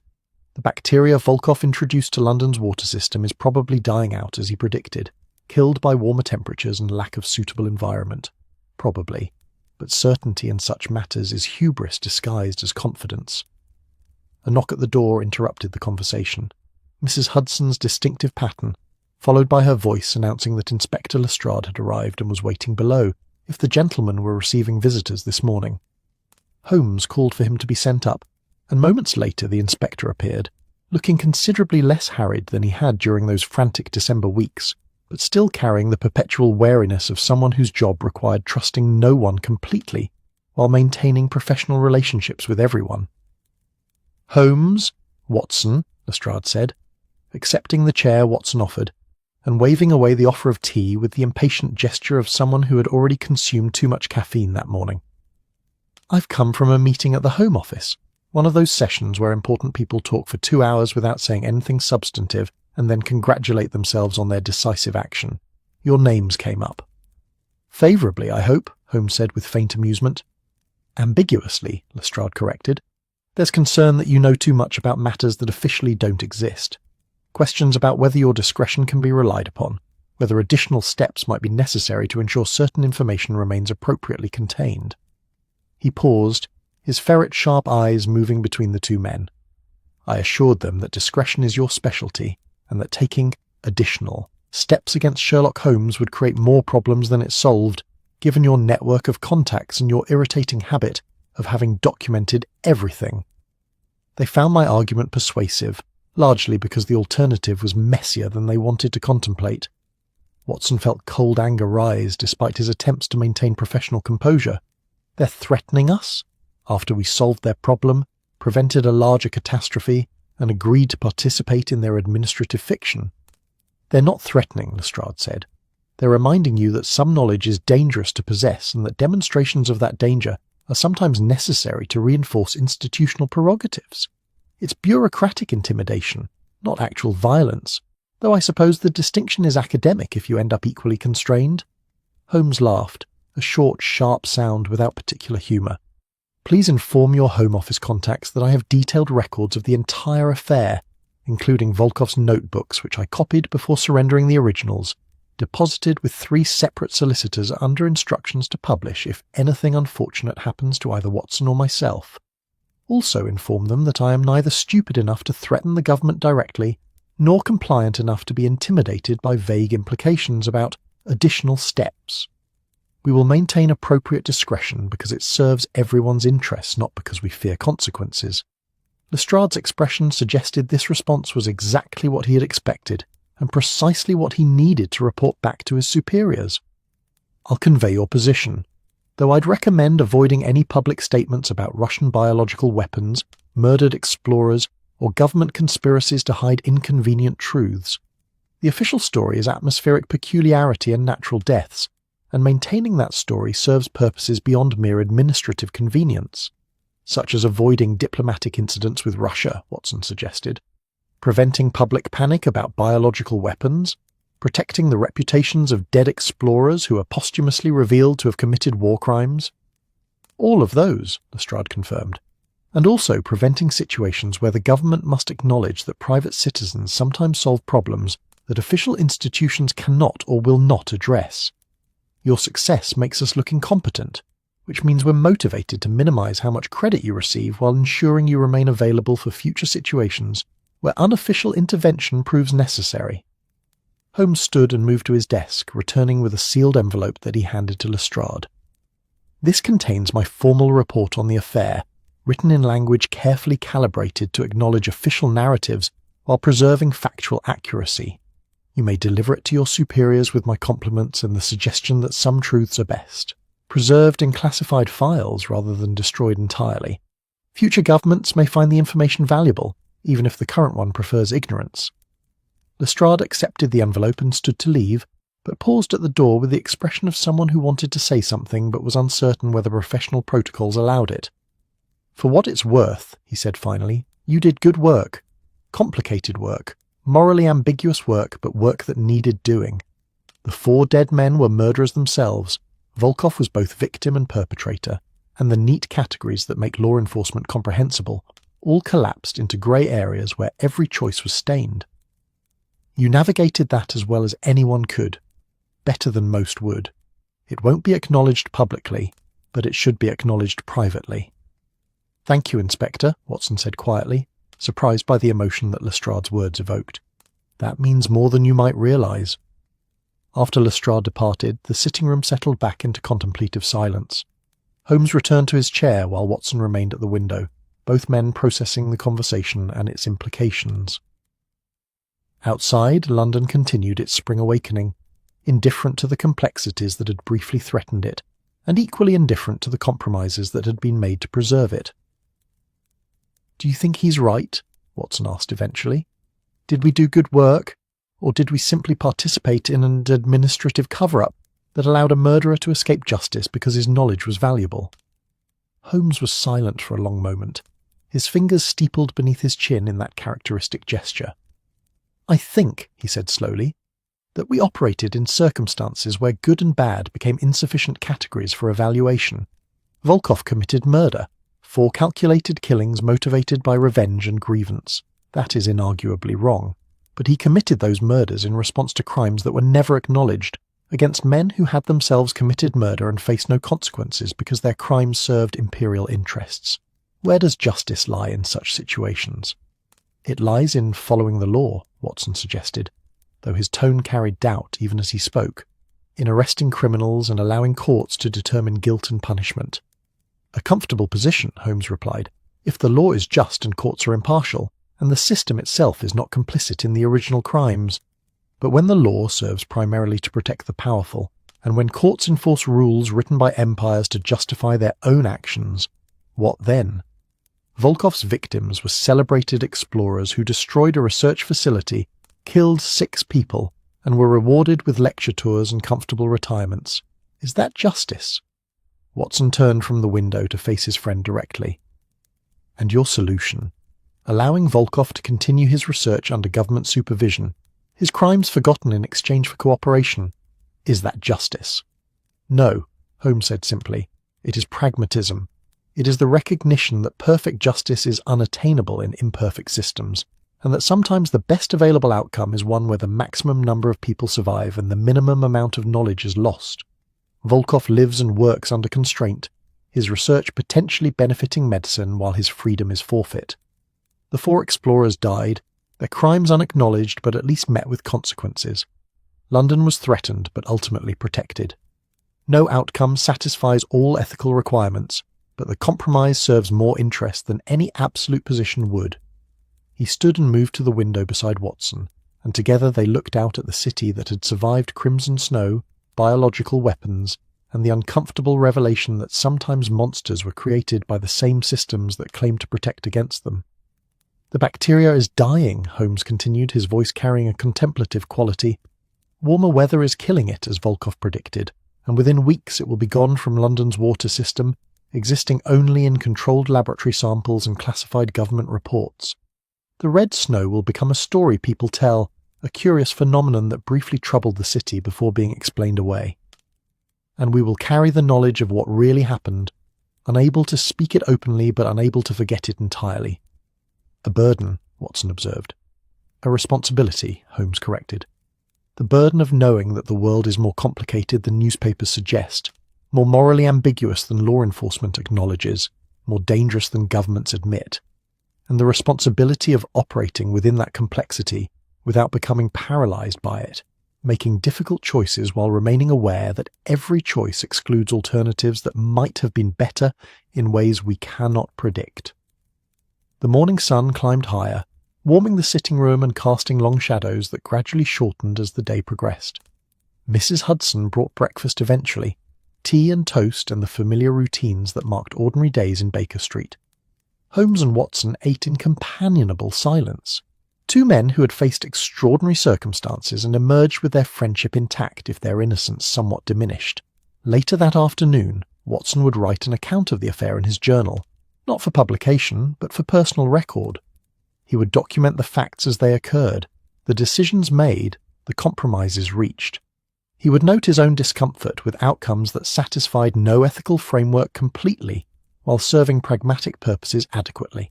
And he would conclude, as he often did after their more complex cases, that living in the world required accepting that perfection was unattainable, and that doing good often meant choosing between bad options while hoping the choice produced more benefit than harm. Holmes would return to his chemical experiments, to the monographs he was writing about tobacco ash and the dating of documents, to the ordinary work of consulting detection that occupied the space between the dramatic cases that defined his reputation. But occasionally he would pause at the window, looking out at London's rooftops, and wonder whether other secrets lay hidden beneath the city's surface, other experiments conducted in underground laboratories, other crimes committed in service of imperial ambition, other compromises waiting to be made when truth and justice proved incompatible with survival. The case of the Red Snowfall was closed, filed away in Scotland Yard's archives under classifications that would keep it hidden for decades. Dr. Yevgeny Volkov continued his research in Kent, producing papers about extremophile biology that would influence scientific understanding while never mentioning their origin in Siberian permafrost or London's December snow. The 4 dead explorers were buried and memorialized as heroes, their more complicated legacies known only to a handful of people who had promised silence. And London moved forward, as cities do, carrying its secrets beneath layers of daily life, its history a palimpsest where each generation wrote over what came before, while never quite erasing it entirely. The snow melted, spring arrived, summer would follow in its time, life continued mundane and miraculous, ordinary and extraordinary, sustained by compromises both acknowledged and hidden.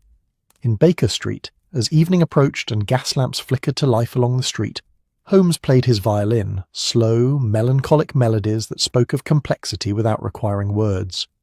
Watson listened, understanding that some expressions of feeling were better left to music, some truths better conveyed through art than argument. The crimson snow had fallen and melted, but its memory lingered like the faint stain left by wine on white cloth.